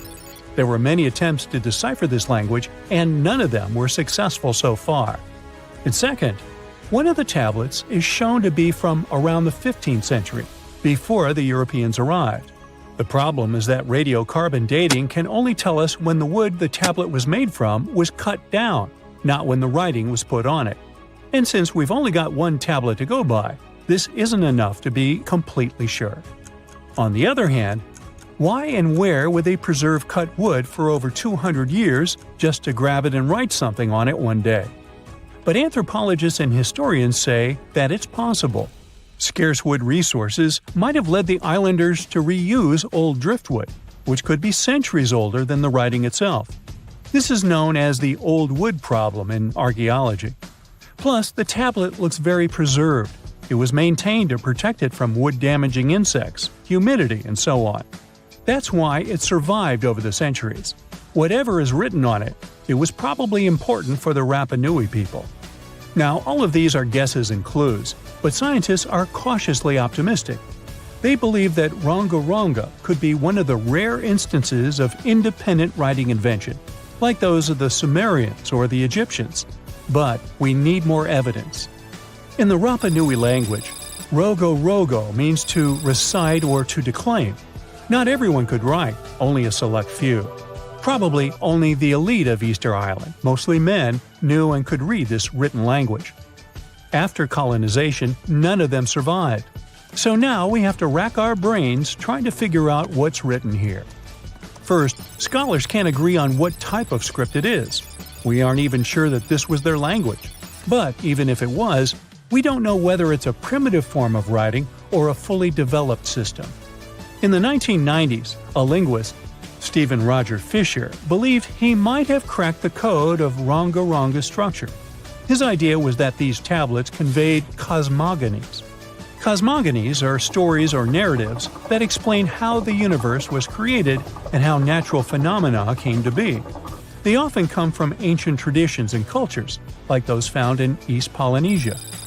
The tablets could have talked about things like how the world began, where everything came from, and how different aspects of nature, like the stars or the mountains, were formed. This would also explain why only the wise elite could write. Fisher thought that Ronga is a mix of logographic and semasiographic systems, which means that some symbols represent spoken words, while others represent ideas or concepts. But deciphering them would be very hard because it requires extensive memory and knowing context, because the symbols are more like hints than complete expressions. However, other language experts disagreed with his ideas, saying there were problems with how he put together his theory. Unfortunately, Fisher couldn't prove this hypothesis. Maybe these are just drawings. If we look at the tablets, there are some things that look recognizable: people, animals, plants, and geometric shapes. There are some birds. One of them looks like a frigate bird, which Rapa Nui people associate with the deity Maki Maki. There are also fish, centipedes, and so on, or at least these glyphs look like them. Could it be just art or a form of decoration? Maybe, but there are some problems. The glyphs show a high degree of complexity and structure. They also keep the same style. For example, there are several symbols that show something human-like with a raised hand. The only difference is different heads.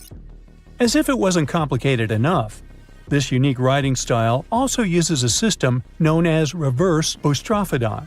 This means that each alternate line is flipped upside down, resembling nothing seen elsewhere. We don't know why they would turn the tablet upside down after each line. But all this shows that they had some sort of system and organization behind these symbols. Plus, it seems like they use these tablets every day for some practical purpose. But there's some hope for the future.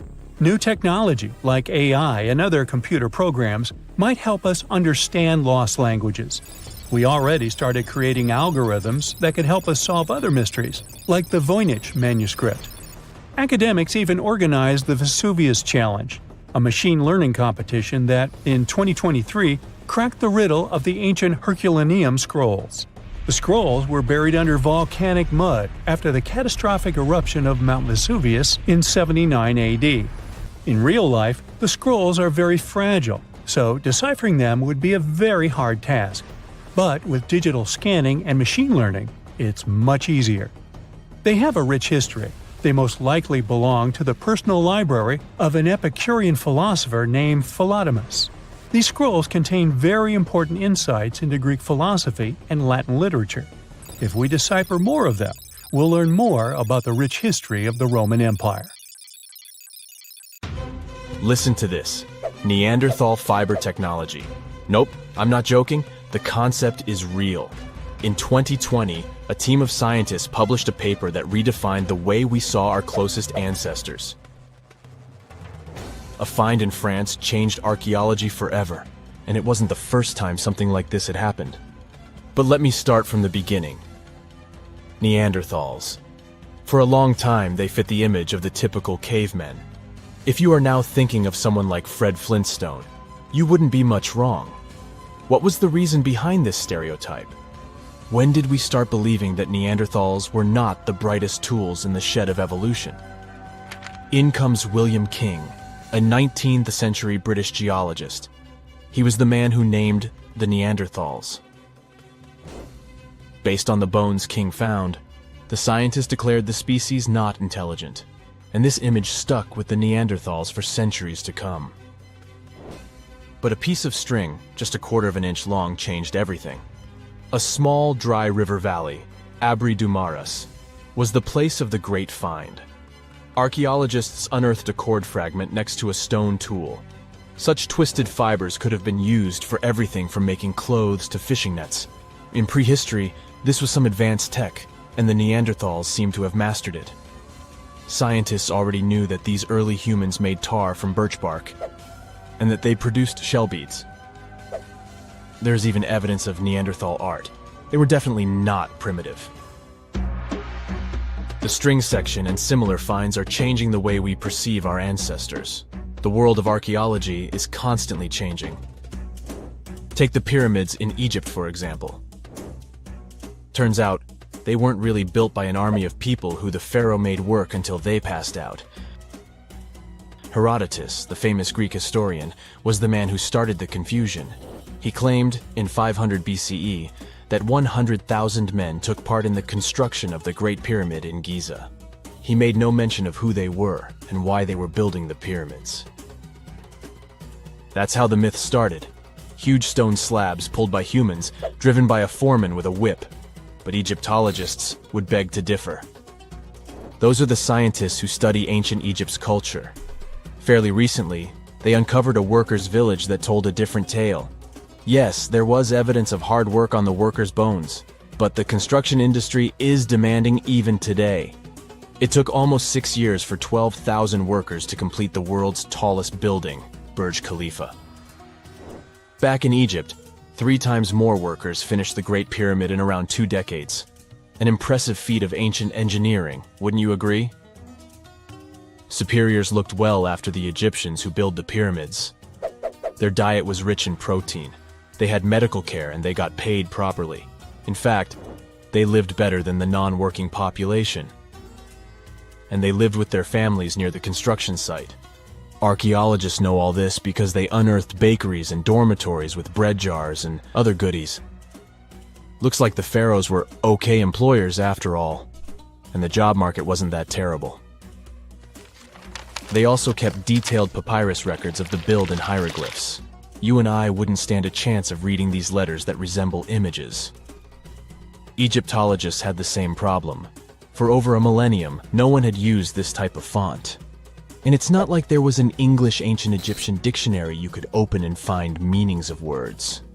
But all this changed in 1822. A couple of decades before, the French found a broken slab of black granite. The stone contained one text in 3 scripts: Ancient Greek, Egyptian hieroglyphs, and Demotic. The last one was also the Egyptian language, but in a simplified script. Scientists dated it back to 196 BCE. The content is a religious proclamation. A French philologist and Orientalist, Jean-François Champollion, was the first one to crack the code. You see, people haven't forgotten ancient Greek letters. The Frenchman successfully matched the Greek letters with the ones in the Egyptian script. And voila, we were finally able to read hieroglyphs. The name of the piece of granite that made it all possible was the Rosetta Stone. The importance of its discovery went beyond archaeology. The word Rosetta Stone even entered the English dictionary. It represents a discovery that helps people understand an enigma that has been puzzling them for a long time. There are similar games. A symbol is attached to a particular message. Then you have to decode the message by replacing the symbol with a corresponding letter. In a nutshell, this is what scientists did with the Rosetta Stone more than 2 centuries ago. Do you know what is the oldest deciphered language in Europe? It has an unattractive name, Linear B. The script belongs to the Mycenaean Greek language. It predates the ancient Greek alphabet by several centuries. You can easily guess which script it is descended from.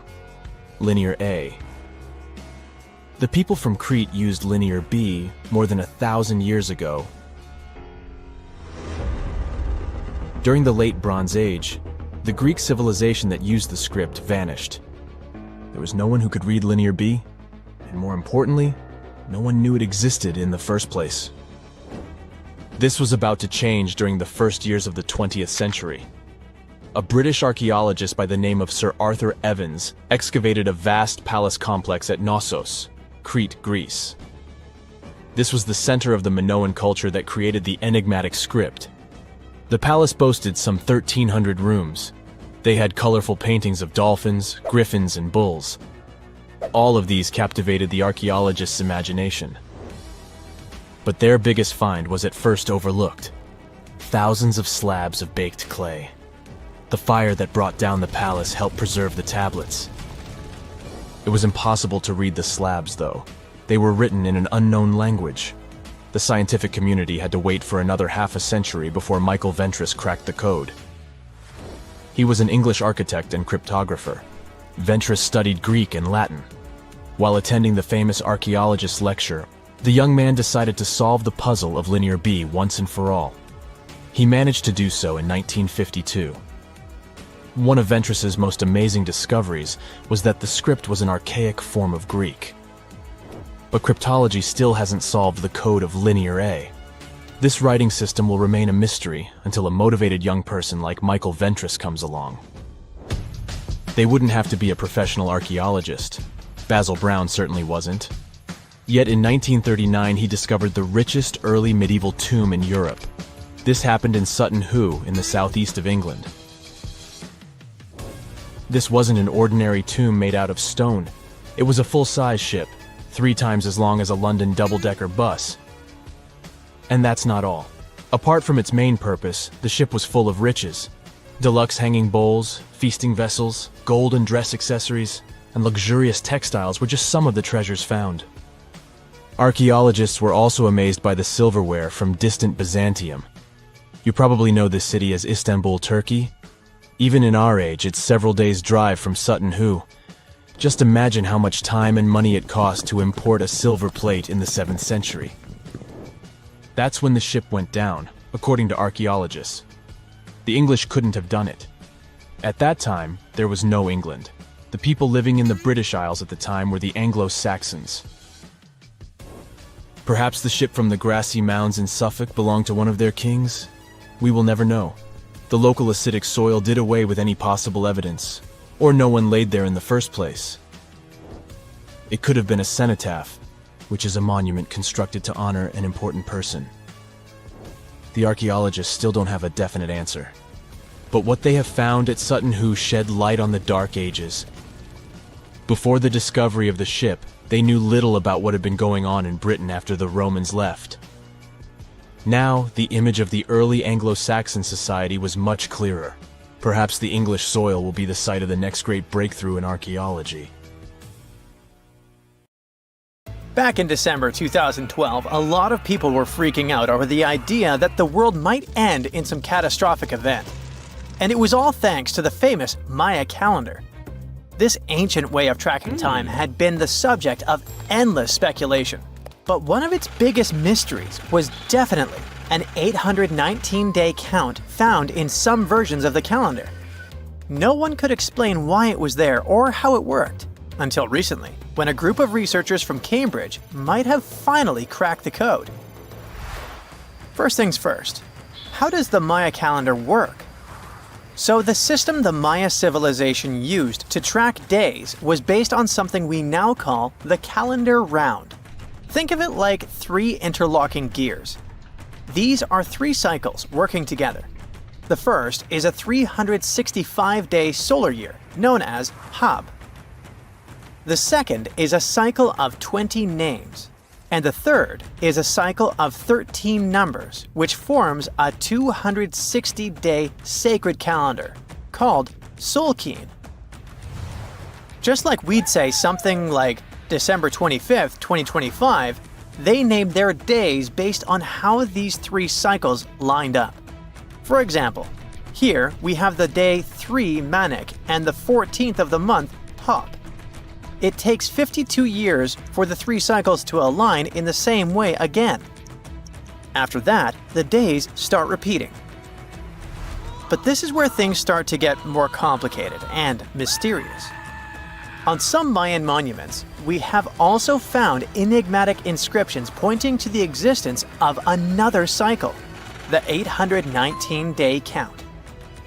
There are about 20 examples of these inscriptions, mostly found in places like Palenque and Yaxchilan in Mexico. So it didn't seem random at all, and this calendar must have been hiding a big secret. Early research showed that the 819-day cycle was represented by one of 4 colors and the cardinal directions associated with them.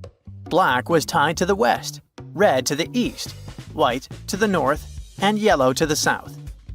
Researchers also discovered that this period of time could be broken down into 3 smaller cycles: one of 9 days, one of 7 days, and one of 13 days.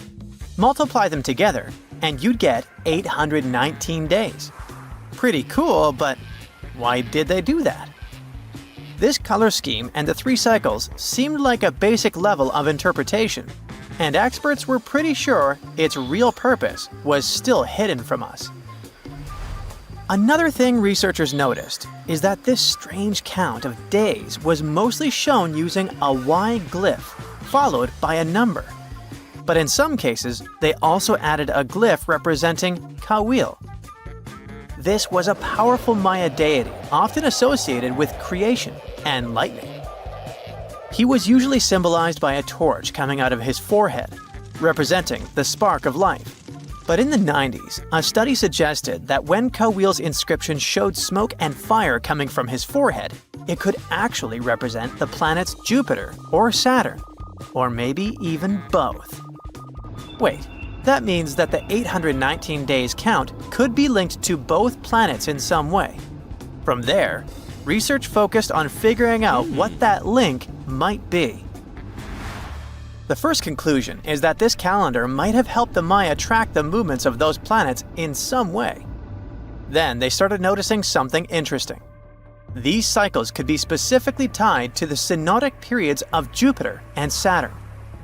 By synodic periods, we mean the time it takes for a celestial body, like a planet, to return to the same or nearly the same position as seen from Earth.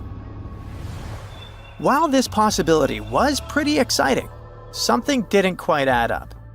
Each planet moves very differently, and trying to fit multiple planets into an 819-day span just didn't seem to work.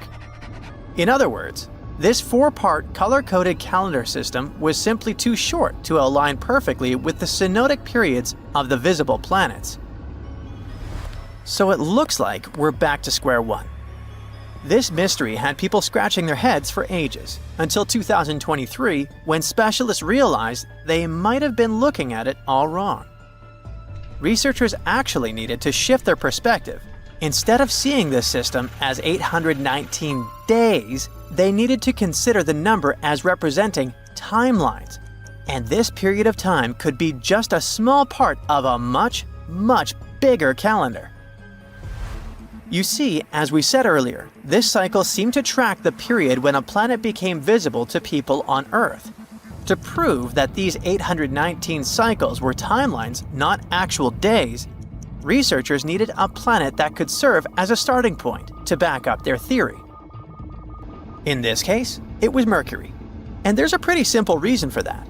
Mercury's synodic period is 117 days, which fits perfectly into the calendar count. I mean, if you take 1819 and divide by 117, you get the number 7. So, Mercury is the only visible planet whose synodic cycle fits neatly into this period as whole numbers. Perfect. Now they had a solid starting point. From there, they needed to expand the calendar by increasing its length to 20 periods of 819 days. Suddenly, a pattern emerges. And just like that, all the synodic cycles of the planets fit perfectly into the system. For example, Saturn's synodic period from 378 days lines up perfectly after 6 819-day cycles. Venus aligns every 5 cycles. Jupiter every 19 cycles. And Mars, which takes the longest, needs 20 cycles. In other words, it takes about 45 years for Mars to align with the synodic periods of all visible planets. So, this is how researchers determined that the ancient civilization wasn't referring to days, but rather to timelines. The Maya astronomers came up with this count as part of a larger calendar system of 20 periods. But then a question comes up. Why was studying the synodic period so important to the Maya? Well, we don't have super specific answers about this mysterious calendar yet. But what we can say for sure is that the Maya truly believed in the powerful influence of the cosmos on daily life. So maybe they wanted to analyze how the movements of all the visible planets lined up with their other calendars. Of course, this system is just one part of the Maya's amazing and advanced understanding of astrology. And it wasn't just about using astrological cycles for planting and harvesting. They also had crazy specific knowledge, like how to predict solar eclipses. Archaeologists believe the Maya connection to the stars is reflected in the ruins of their world. Take the famous pyramid in the ancient city of Chichen Itza, located in Mexico's Yucatan Peninsula. If you look closely at the base of its staircase, you will see a snake's head carved in stone. But here's the coolest part. During the spring and fall equinoxes, when day and night are exactly the same length, the sun casts sharp, triangular shadows on the staircase. It creates the illusion of a snake slithering down the steps. Another example of how they use their knowledge of astronomy in their temples is in Tikal, Guatemala. Built around year 1 of the Common Era, this pyramid is considered one of the Maya's earliest astronomical complexes. And its alignment and orientation allowed them to track and calculate solstices and equinoxes with incredible precision. The Maya were skilled skywatchers. Just like we have modern-day high-tech observatories with round domes, they had something similar. Meet El Caracol. The name means snail in Spanish and refers to the spiral staircase inside the tower. Built around 906 Common Era, it was the perfect place to observe all the changes in the sky and track the movements of the sun, moon, planets, and stars. Unlike us today, with our telescopes, satellites, and advanced tools, the Maya relied entirely on naked eye observation, and that makes their achievements even more incredible. Okay, what if I tell you that the extraterrestrials we all imagine as little green men may actually look like very normal Earthlings and chill in Europe? This is the Iberian Peninsula, and people living there are under suspicion. Ooh. Here's the reason. Somehow, parts of the most important artifacts that the Iberian civilization called Treasure of Valena are made of metal that simply can't be found on Earth, because it's metal from a meteorite. Now let's tackle this step by step. This is the artifact itself, and it's composed of 59 different objects.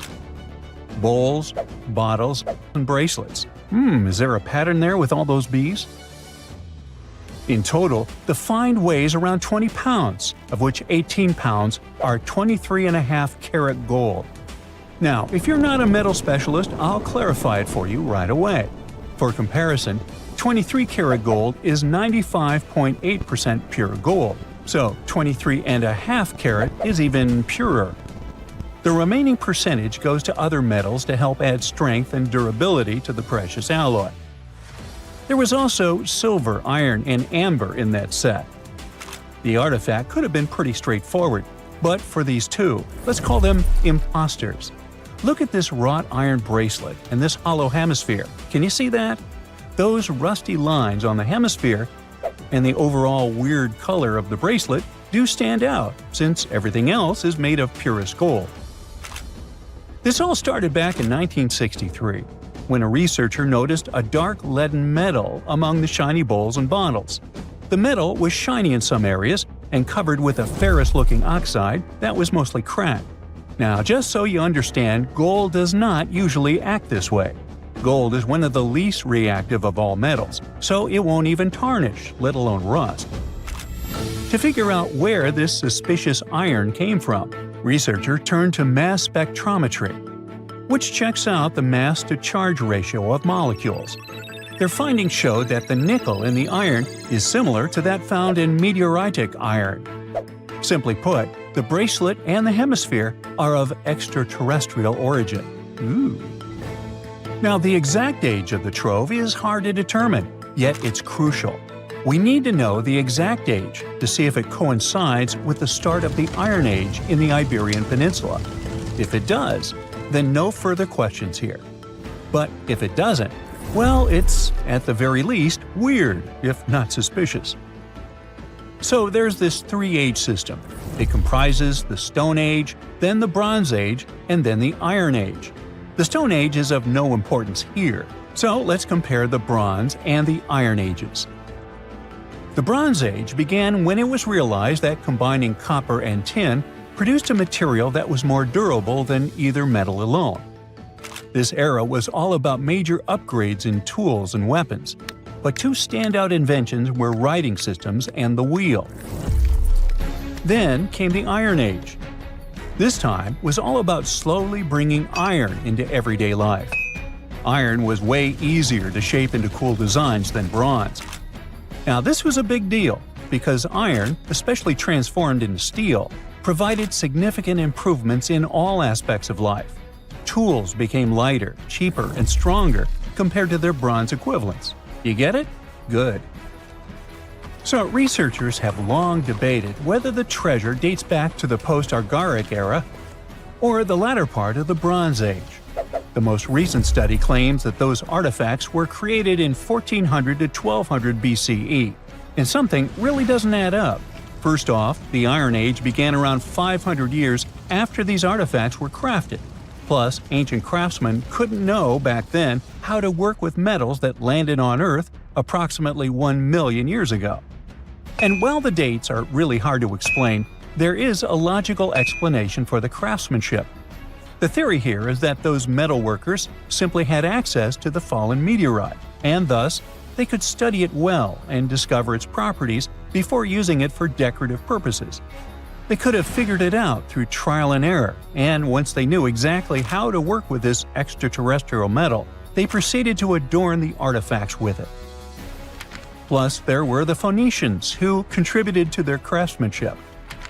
Now, it's true that the Iberian people have been processing metal and making pottery long before the Phoenicians settled on the peninsula. But the arrival of new metalworking techniques and the introduction of the potter's wheel enabled them to produce better quality goods much faster than before. So, we figured out the extraterrestrial origins of the Iberian artifacts. But guess what? This area is still under suspicion. The reason for that is the language they spoke. You see, for most modern languages people use today, there will always be some proto-language. Say for Italian, Spanish, and French, it's Latin, hence their similarities. But wait, Iberian was largely spoken where modern Spain is, so why isn't Spanish similar to it? Well, the truth is, no language today is similar to the Iberian. Maybe only the Basque language, but it's because of some similarities found in their numerical systems. Basque is classified as a language isolate, or simply unrelated to any other known languages, and the only language isolate in Europe. The Iberian language is unclassified. While the scripts written in it have been deciphered to various extents, the language itself remains largely unknown. And look at the alphabet the Iberians had. Looks like it doesn't really belong to our planet. But hold up, this one might be a bit of a stretch. When the Phoenicians came to the peninsula, they brought along their alphabet to the Iberians. But honestly, the Iberians probably weren't keen on just copying someone else's writing system, so they tweaked it until it looked completely different. Let's just say they took some inspiration and ran with it. While linguists can guess to some extent how most characters sounded, actually translating the language is still completely impossible. The Iberian language was non-Indo-European and faded away over 2,000 years ago. And there aren't any similar languages left to help us out. Super frustrating, right? Yeah. We got over 2,000 Iberian inscriptions from tombs, coins, potteries, lead plates, and even cave wall carvings. but aside from a handful of words, we're totally in the dark about what they mean. Now, if we could understand their language, we might have learned that they were great thinkers and all, but we can only contemplate the works of art they left. Iberian culture has a lot of amazing stuff made by talented artisans. We're talking about not just metalwork and ceramics, but also detailed sculptures, textiles, jewelry, and other personal bling. But here's the catch. Making all those luxury items depended a lot on a big farming class. At the heart of Iberian society, most folks were involved in farming and taking care of livestock. Depending on where you were, the types of farming varied.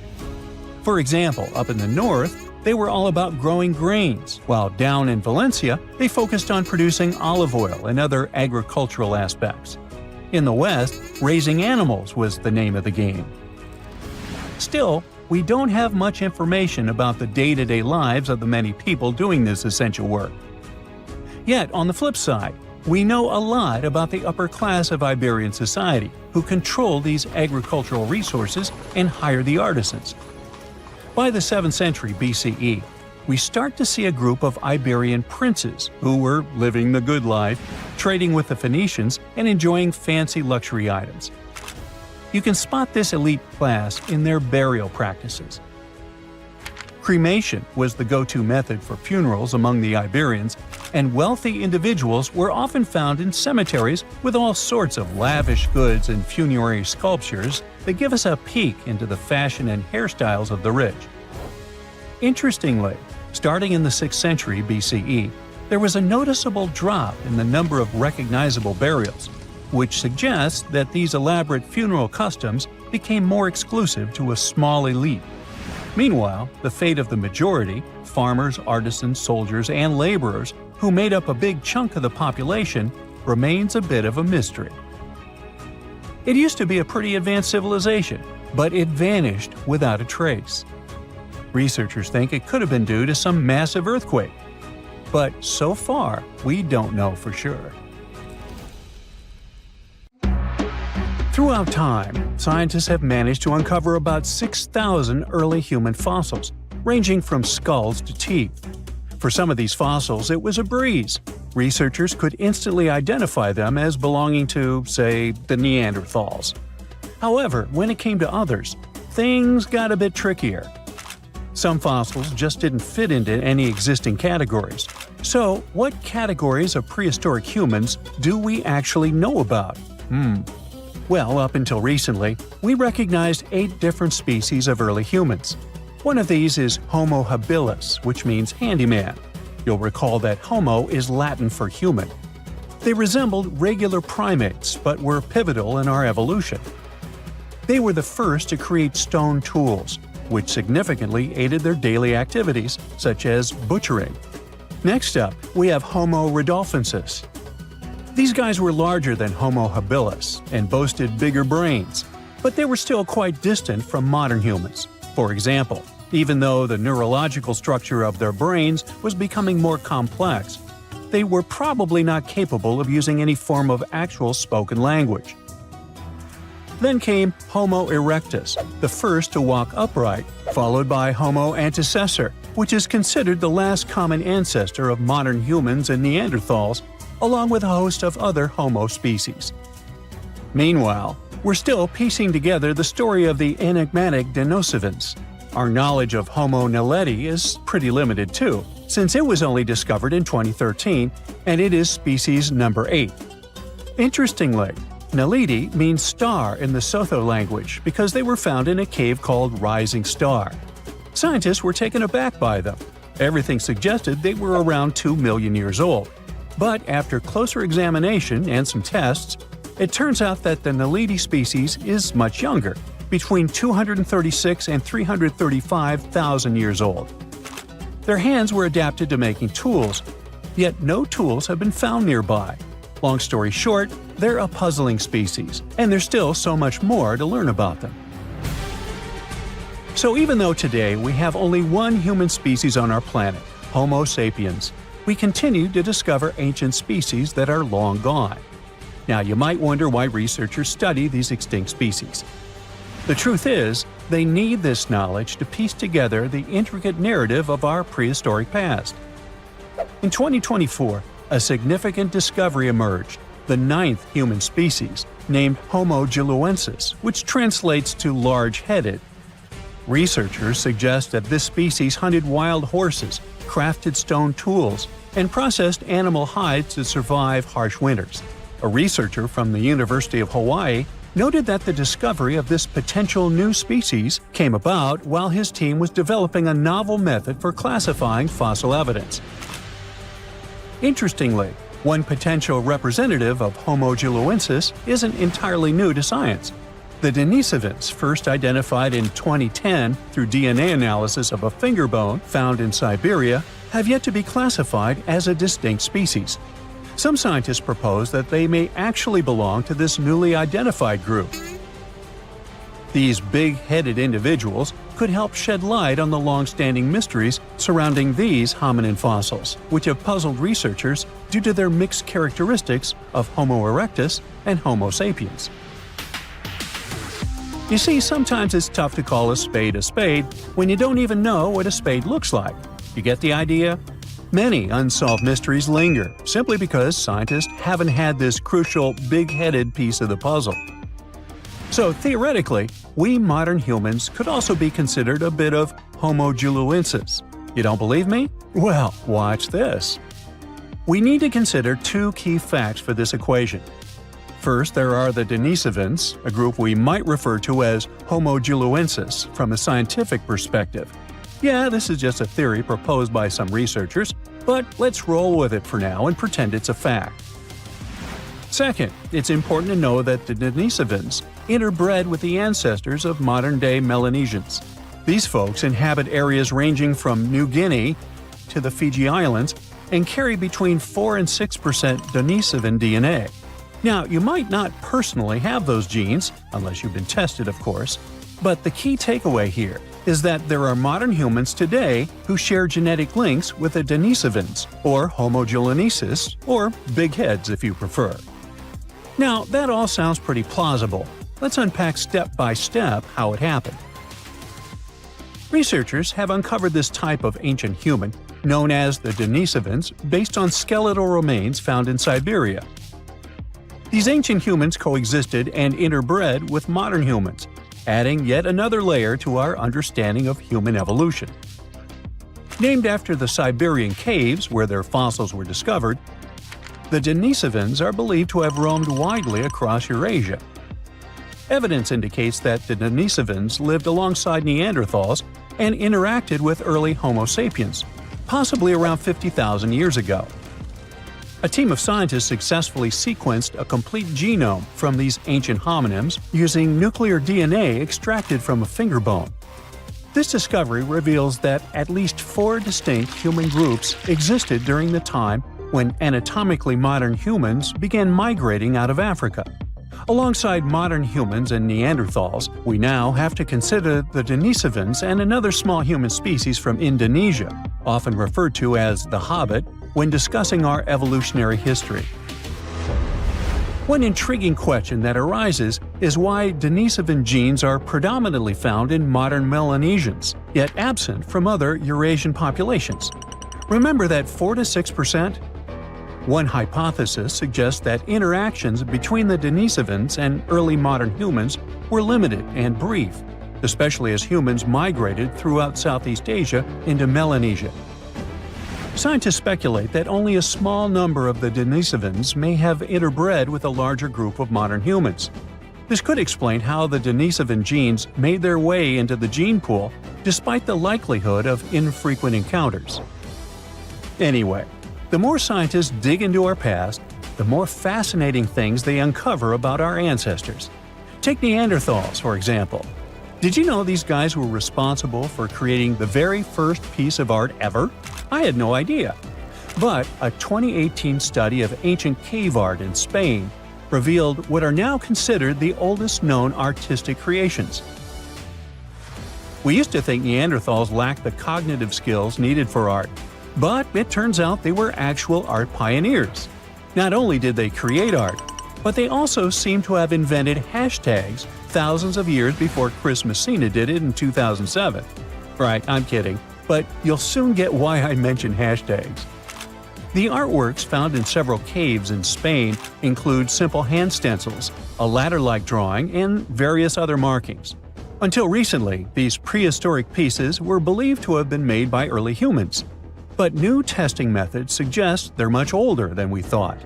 Above all, the earliest recognized Neanderthal artwork, which looks like a hashtag, was discovered in Gibraltar back in 2014. To determine the age of these artworks, scientists employed advanced dating techniques using eHarmony and Match.com. Oops, wait a minute, wrong dating techniques. They actually used uranium and thorium radioisotopes instead of the traditional carbon dating. Once the necessary tests were completed, they confirmed the art was approximately 65,000 years old, 15,000 years older than the previously oldest known art from Indonesia. At that time, the only species around were Neanderthals, so it's safe to say they were behind these creations. Modern humans didn't arrive in Spain until about 20,000 years later. Hey, it was a long commute. That rules them out as the hashtag creators. The hand stencil was likely created intentionally, with the artist preparing the pigment and applying it over their hand. Plus, the caves also contain a collection of painted seashells that are an astonishing 115,000 years old. Some of these shells have been drilled, suggesting they might have been used as jewelry. Some specialists argue that the fact Neanderthals created art hints that they might have also had some form of spoken language. So maybe it's time we fully embrace Neanderthals as part of our lineage. They're humans too, just a different branch of our family tree. While these findings are intriguing, some experts remain skeptical about the new dating methods, claiming they're not entirely convinced. Hey, what do you think? Share your thoughts in the comments. It's dark, and it's hot, and it's difficult to breathe deep underground in Karowe Mine in the heart of Botswana. It's been countless hours since your shift started, and yet another rock in your hands doesn't look promising. On the other hand, there is a tiny chance that it's the largest diamond you've ever found. You decide to inform your Canadian bosses from Lucara Diamond Corp. And bingo! The stone you found turns out to be a breathtaking 2,492 carat diamond, the second largest ever found. Now, the average engagement ring size is 1.7 carats. It means that just this diamond could be enough to supply rings for more than 1,465 brides. You can compare the size of the previous stone with the size of a fist. And the weight of this priceless giant is over a pound. Its value hasn't been determined yet, but how about we speculate a bit? So, another diamond from the same mine, called the Constellation, was sold for $63 million in 2016. And that was only 813 carats, less than a third of this new one's size. The only other discovered diamond that's larger is the famous Cullinan diamond. It was discovered in South Africa back in 1905 and weighed 3,106 carats. Now, calculate how many engagement rings we could make out of it and write the number down in the comments. Sadly, it was later cut into several smaller diamonds, and some of those pieces are now part of the British crown jewels. Interestingly, once there was an even larger diamond-like stone, a black diamond called Carbonado. It was found above ground in Brazil in the late 1800s. The coolest thing about it is that it may have come from a meteorite. The Sergio Carbonado, which is the stone's name, was broken into smaller pieces. They wanted to use it in industrial drill bits because it's one of the toughest materials on Earth. This new diamond was actually found with the help of advanced technology. The company used an X-ray system called Mega Diamond Recovery X-ray Transmission to detect the stone. This isn't the first record-breaking diamond Lucara has found at the Karowe mine. Back in 2019, they discovered the Sewelo diamond, which was 1,758 carats. At that time, it was the second largest diamond in the world. Luxury brand Louis Vuitton later purchased the gem for an undisclosed sum. And before that, in 2015, they found the Lasceti Larona diamond at the same mine. It weighed 1,109 carats and brought the company $53 million in 2017. Diamonds aren't the only amazing thing you can find in the ground. The better and deeper you dig, the rarer objects you're likely to discover, like an ancient lipstick, for example. It might be the oldest lipstick in the world since it's about 5,000 years old. This deep red lip paint was found in a stone vial in southern Iran. The vial actually popped up in 2001, but it took researchers until recently to figure out what it really was. Because it's not like modern lipstick in a tube. People likely applied it with a brush. Researchers are happy, since this find could give us a glimpse into what women from the Bronze Age might have done to stand out. Those from elite societies probably applied this lipstick to look glamorous and show off their high status. Now, here's the backstory of the vial. It came from a 3rd millennium BCE graveyard and was linked to the powerful Marhazi civilization. It was a big deal in that part of Mesopotamia at the time. The graveyard was uncovered after flooding, and unfortunately, looters got their hands on many items. But luckily, the authorities managed to recover this particular piece. The vial caught scientists' attention because it was different from other items they'd found. Normally, they'd come across gray, compact substances in similar containers. But when they opened this particular one, a loose, fine powder spilled out. It was dark grayish-purple in color, nothing like what they'd seen before. When the researchers analyzed the powder, they found out that it was made with hematite, which gave it a rich, deep red color. It also had other ingredients like vegetable oils and waxes, making it really similar to what you'd expect in a modern lipstick. Apparently, back in the Bronze Age, makeup was a sign of luxury and superior status in that area. It showed off wealth and power, especially in elite circles. By the way, the researchers don't want to claim for sure that this is the world's oldest lipstick, because who knows? Something older might turn up someday. How about we move to Bulgaria right now and do some digging there? Wait, there's no need to take a spade and dirty your hands. An amazing discovery is already waiting for you. There they found a large marble statue. It's almost 7 feet tall, which might depict Hermes, a Greek deity.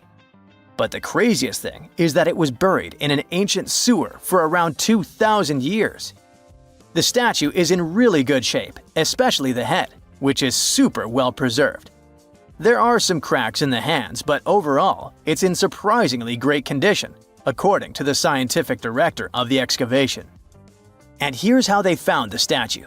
The team was doing a routine dig in southwestern Bulgaria, near the Greek border.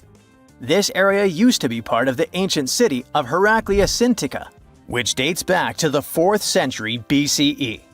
While digging, the researchers stumbled upon the statue's marble foot. From there, they carefully uncovered the rest of it. It was a total surprise for them, since they didn't expect to find anything like this. Right now, the team is working on safely removing the statue from the sewer. It's really heavy, so they're using a crane to lift it out and transport it to the History Museum in Petrich. Once they restore and conserve it, the plan is to put it on display. Experts are very excited about this find. It could teach us more about the local culture in Heraclea, which isn't a very well-known ancient site. Now, if you're dreaming of making discoveries like this one but don't have a degree, don't lose heart. Even an amateur can make a scientific breakthrough. For example, you could find a Roman dodecahedron. It's this weird, mysterious 12-sided metal object about the size of a grapefruit, and no one really knows what they're used for. Historians have been scratching their heads about these things for centuries. This particular dodecahedron was discovered last summer in a farmer's field near Norton Disney, about 35 miles southeast of Sheffield. A group of volunteers had already found Roman coins and brooches in the area, so they knew the field might hold more treasures. A geophysical survey had shown areas underground where the Earth's magnetic field was disturbed, hinting that something might have been hidden there. The team started digging trenches during a 2-week excavation.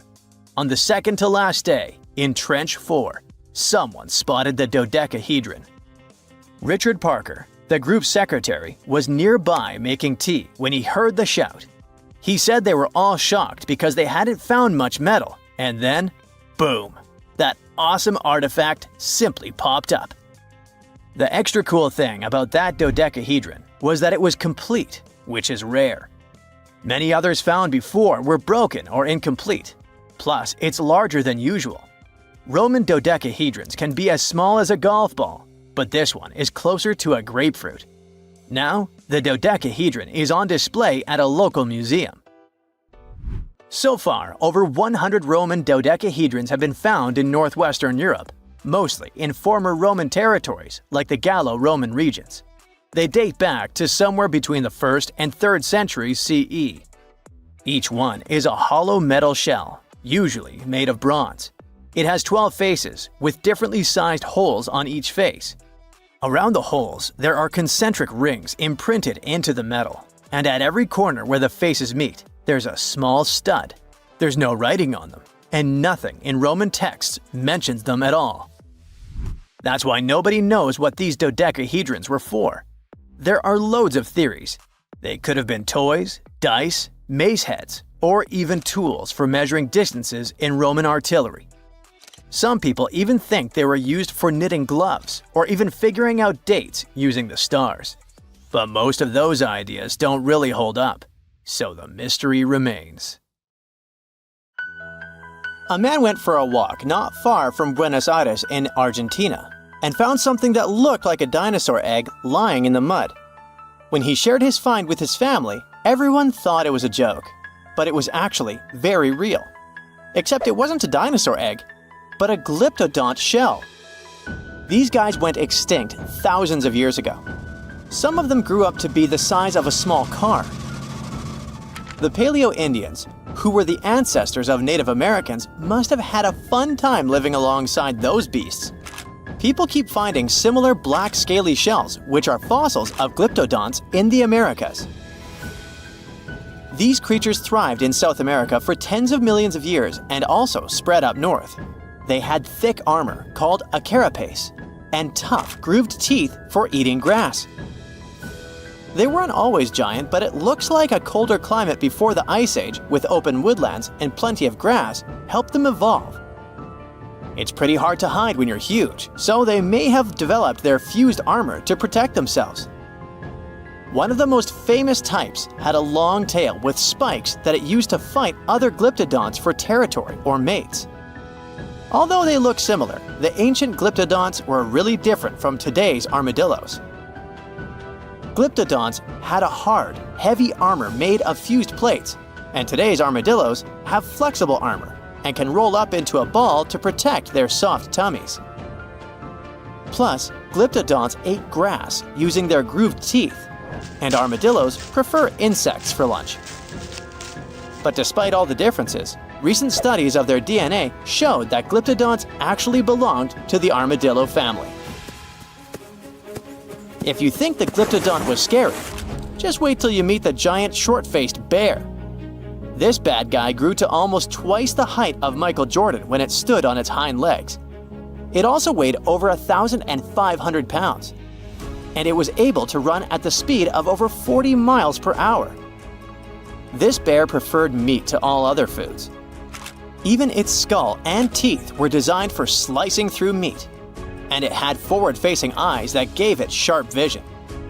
Its strong jaws and large muscles helped it crush bones to get to the nutritious marrow inside. The giant short-faced bear lived in places like Minnesota and west of the Mississippi River, all the way up to Alaska. It went after or scavenged big animals like bison, muskoxen, deer, and even ground sloths. But it eventually went extinct because its prey didn't survive the Ice Age. Today, the only living relative of the short-faced bears is the spectacled bear from South America. This guy is much smaller, about the size of a black bear, and it eats both plants and meat. Game of Thrones fans, the next one is for you. The orphaned wolf cubs adopted by the Stark family in the epic series were inspired by dire wolves. Their name translates from Latin as terrible wolf. These great uncles of modern dogs were almost 5 feet from head to tail and weighed around 150 to 200 pounds. The oldest record of the dire wolf is from 250,000 years ago. They adapted well to different conditions and lived pretty much all over North America, from as far north as Alaska to down into southern Mexico. They went extinct around 10,000 years ago, soon after the last ice age. They most likely just lost their source of food. The closest we have to dire wolves now is the gray wolf, but don't get too upset. Scientists think they could be able to bring the dire wolf back to life. They can combine intact straps of their DNA, recovered from the museum specimens and the genome of modern dogs. One animal you definitely wouldn't want to be on the de-extinction program is the saber-toothed cat. This bad guy lived in prehistoric North America and parts of South America. And nope, it's not related to modern tigers or other cats. It just went extinct. It had the title of the most fearsome Ice Age predator for a long time, until scientists found out at least one species of it was more like a kitty cat. Smilodon, by the way, Diego from Ice Age was one of those. Could only chomp down with 1/3 of the force of modern lions, but it could open its mouth at a 120 degrees angle, and it could wrestle even large prey to the ground with its powerful body, with disproportionately thick front legs and strong neck. The kitty was probably just too afraid to use its long and narrow teeth that could break easily. And one more detail. It had to have lips that could stretch well for the jaws to open wide, so it most likely drooled like a St. Bernard. Well, at least their teeth grew twice as fast as those of modern lions, and fully formed by the age of 3. The giant beavers, called castoroids, must have grown at the same rate, or so to get as big as a couch.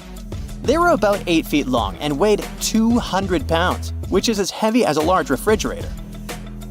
They had huge 6-inch long front teeth for gnawing, a narrow tail, and long, shaggy fur. This giant creature lived alongside mammoths and saber-toothed tigers in the woodlands of North America. Like today's beavers, the giant beaver probably spent a lot of time in the water since it was too heavy to move quickly on land. Unfortunately, we don't know for sure if giant beavers built equally giant dams. Even if they did, none of those structures survived over time. Some people think a giant beaver built a 4-foot-tall dam in Ohio, but it's just a guess. Eventually, the giant beaver disappeared, just like other big animals from the last ice age. Early human settlers in North America may have sped up its extinction, as they probably liked its thick fur and meat. By the Ice Age, mastodons, some remote offsprings of the early elephants from Africa, crossed a land bridge that once connected Siberia and Alaska and made it to North America. Mastodons, like woolly mammoths, had thick, shaggy fur that helped them keep warm in the cold climate of the Ice Age. But unlike the mammoths, who mostly grazed, mastodons were mostly browsers. They like to eat leaves from shrubs and the lower branches of trees. Scientists often find woolly mammoth fossils together, which means they probably lived in groups, like family herds. Mastodon fossils are usually lying alone. This means they may have preferred living on their own and only came together to mate or for a short time with their young. Sadly, both mastodons and woolly mammoths went extinct around 11,000 years ago, not long after the Ice Age. Scientists think this may have happened because of changes in weather patterns, fewer food sources, and possibly early humans. They figured out that one mastodon could feed a tribe for a week and dress them for years.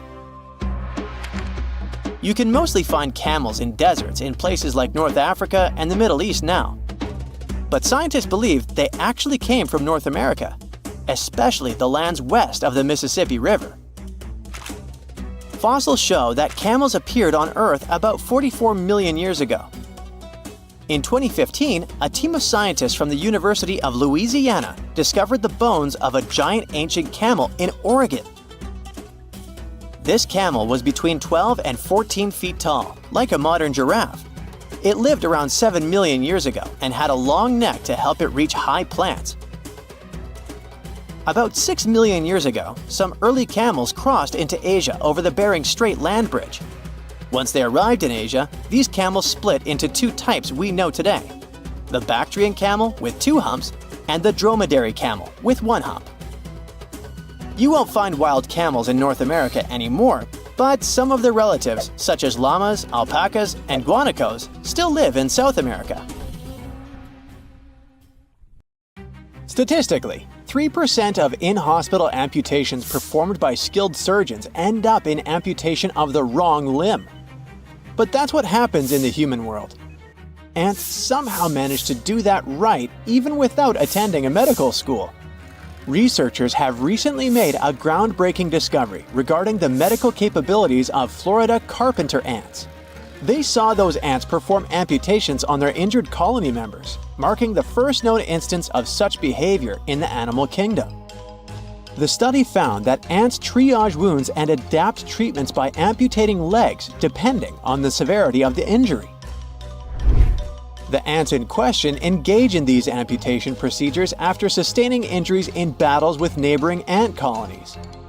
According to specialists, the ants are able to correctly diagnose wounds and decide whether amputation is necessary for survival. Injured ants willingly participate in the process, demonstrating a unique form of cooperation within the ant colony. While the exact reasons behind this behavior remain unclear, researchers speculate that ants that undergo amputations have a higher chance of survival compared to those with untreated injuries. The study also revealed that additional species of carpenter ants may exhibit similar amputation behavior, indicating that this medical treatment might be more widespread in the ant world than previously thought. Scientists hope to further explore the implications of these findings, including the ants' ability to feel physical discomfort and other strategies they may have for treating injuries. If there are ant surgeons, there must be ant nurses too, right?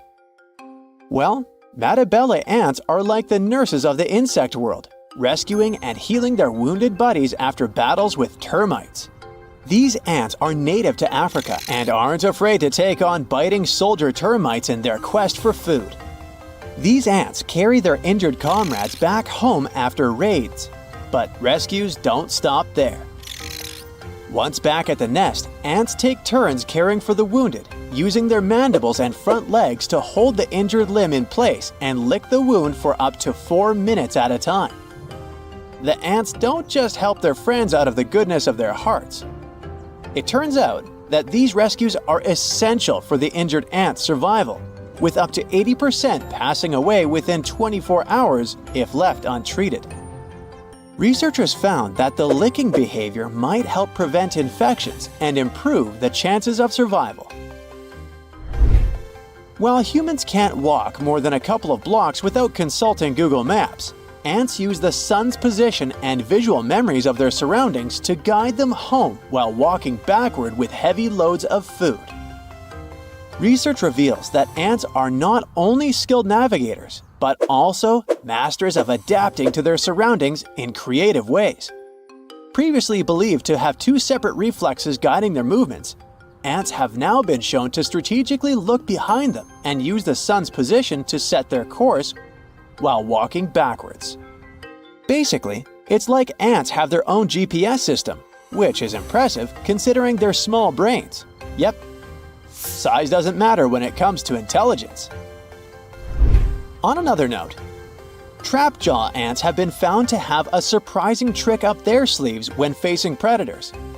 These quick and fierce ants can actually propel themselves into the air using their powerful mandibles to escape threats.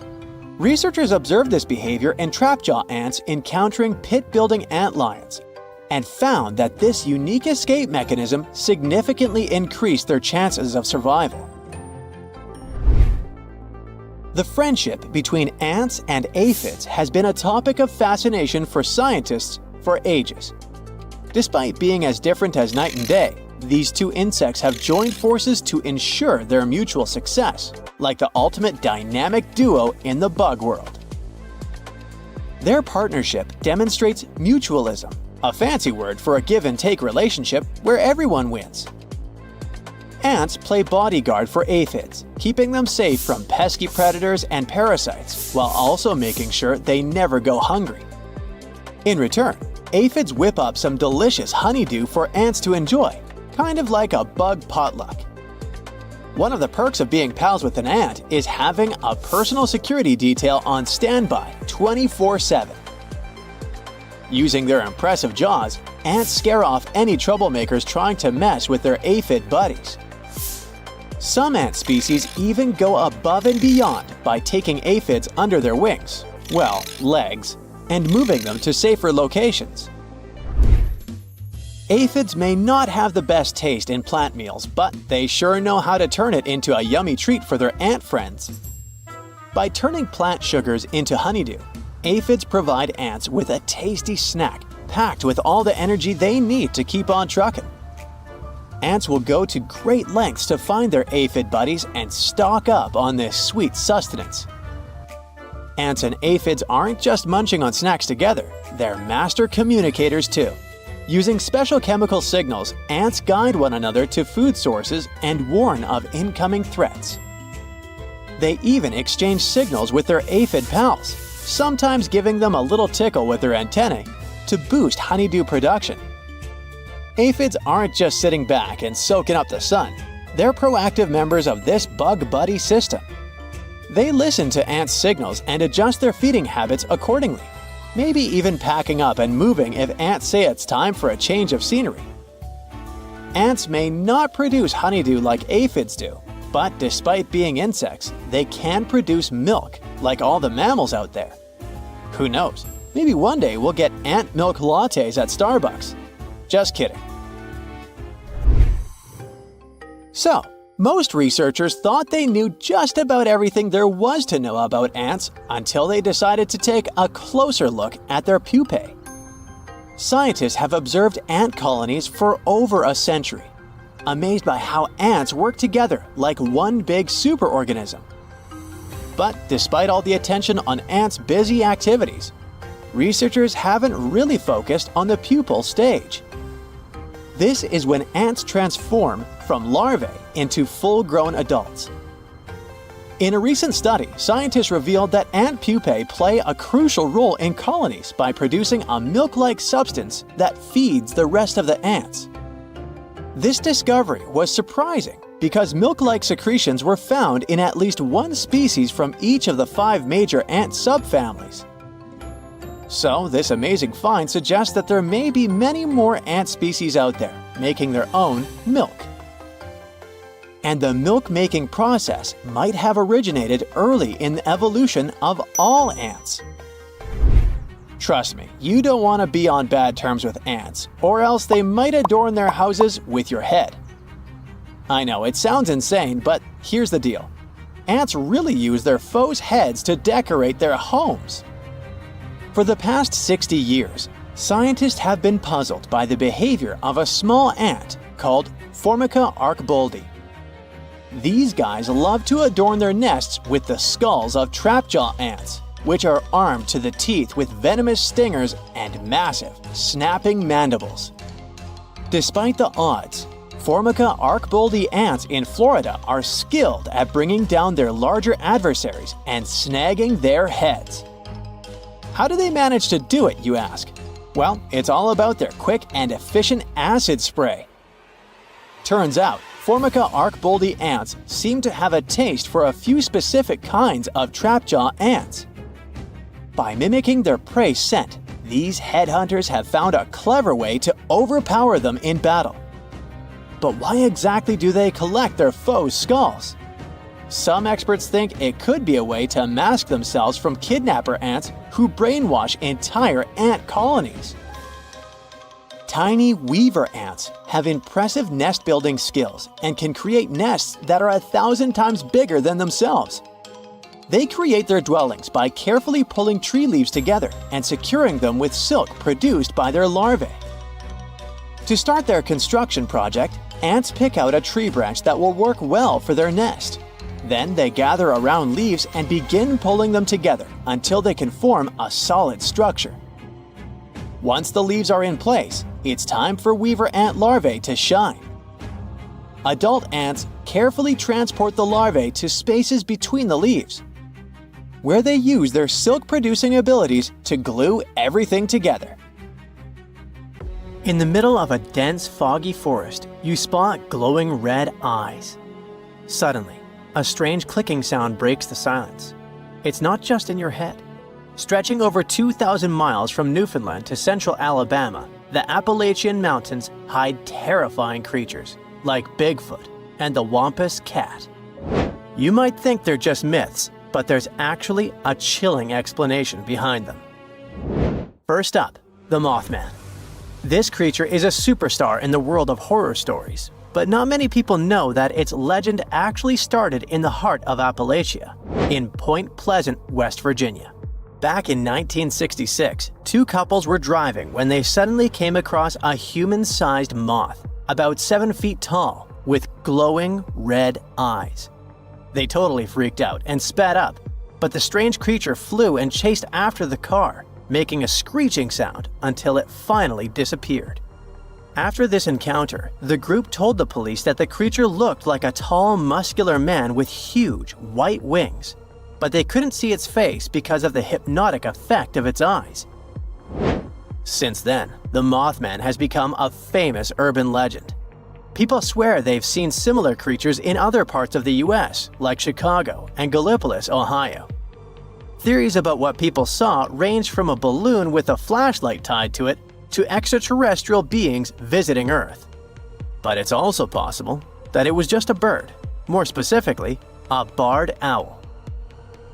People probably mistook a bird for this creature because the barred owl looks eerie in the dark. It has spooky eyes and makes creepy clicking sounds. Still, these birds aren't huge, so it's strange how they've been mistaken for such a scary monster. Wait, what did people actually see then? The second strange beings are known as the moon-eyed people. This was a group of bearded, flat-faced, pale people with big blue eyes who supposedly lived all across Appalachia. Why did I say supposedly? Well, because no one could ever prove they actually existed. The stories about them were part of the Cherokee folklore, so we don't really know how reliable the information is. Still, their legends creeped out both locals and visitors in Appalachia. The moon-eyed people were said to come near a house at night, and people inside would hear them talking. But they were warned not to go outside, and no matter what happened, they couldn't watch them. In the morning, they'd find their corn gathered as if someone had helped them. Or the opposite, fields completely cleared like a whole group of men had been working there and taken all the crops. One of the most famous stories about them involves a mysterious stone wall found at Fort Mountain State Park. It was built between the years 500 and 1500, but no one knows who actually built it.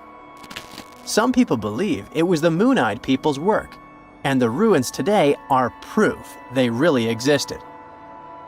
They might not be delusional though.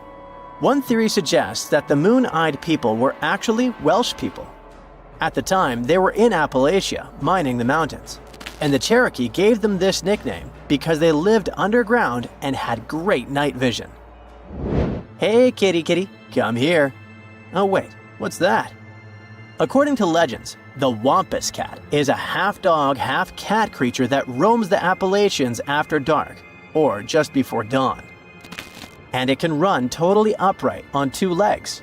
So if it comes running after you like a human would, you'd better hide fast and don't look at it. Rumor has it that its yellow eyes can pierce the hearts and souls of anyone unlucky enough to cross its path, driving them to the edge of madness. Okay, that's probably just folklore, but the real-life creature that might be hiding behind these legends isn't much friendlier. The stories describe the Wampus cat as a kind of underwater panther, so some experts believe it sounds a lot like a mountain lion. Apparently, they're really strong swimmers and cross a large lake without much difficulty. Now, let's say you're driving in the Appalachian region at night.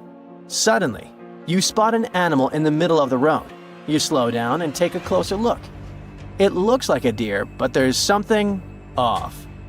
Its eyes are too close together, its head is misshapen, its neck is too long, and its legs move in unnatural ways, almost like a puppet on strings. Oh, and even if you honk, this creature won't move. It's definitely not afraid of you. This is the not deer. Although some people have reported sightings as far away as Texas and even Norway, it's definitely an Appalachian myth. One young woman said she was hiking when she spotted a doe. Suddenly, the animal looked right at her, and she noticed that all of its knees were bent backwards. Any direction a deer's knee is supposed to go, the deer's knees did not. Oh my. Anyway, the internet is flooded with people talking about the not deer and its creepy behavior.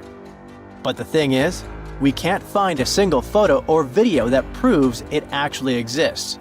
So what could it be? One explanation points to sick animals.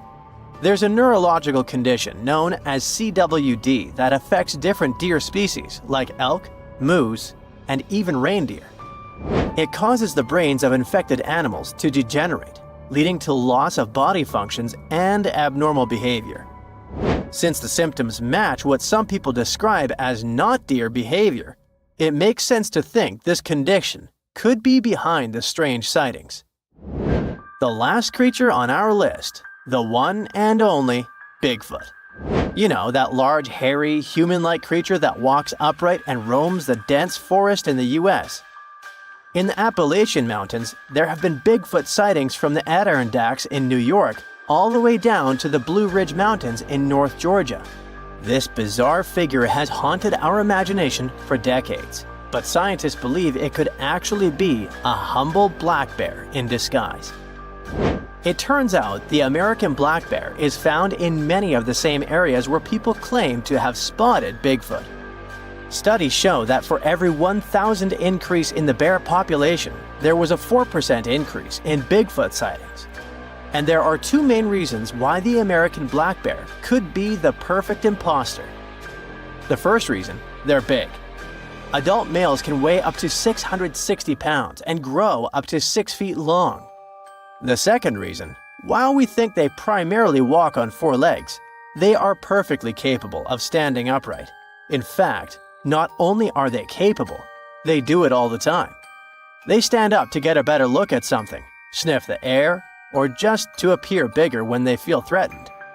When they do that, they definitely look like a human-like figure. And for those people who aren't used to being around bears, it's easy to mistake them for something more sinister and out of this world. Now you might be wondering why so many strange sights and creatures are said to live in the Appalachian, and the answer might be linked to the region's age. The process that led to the creation of these mountains has been going on for over 480 million years, which means they're older than Saturn's rings, for example.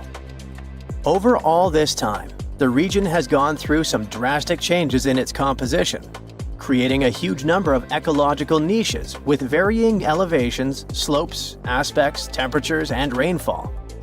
And according to experts, the reason the region is so full of bizarre legends isn't just because the mountains are old, but because they still look old.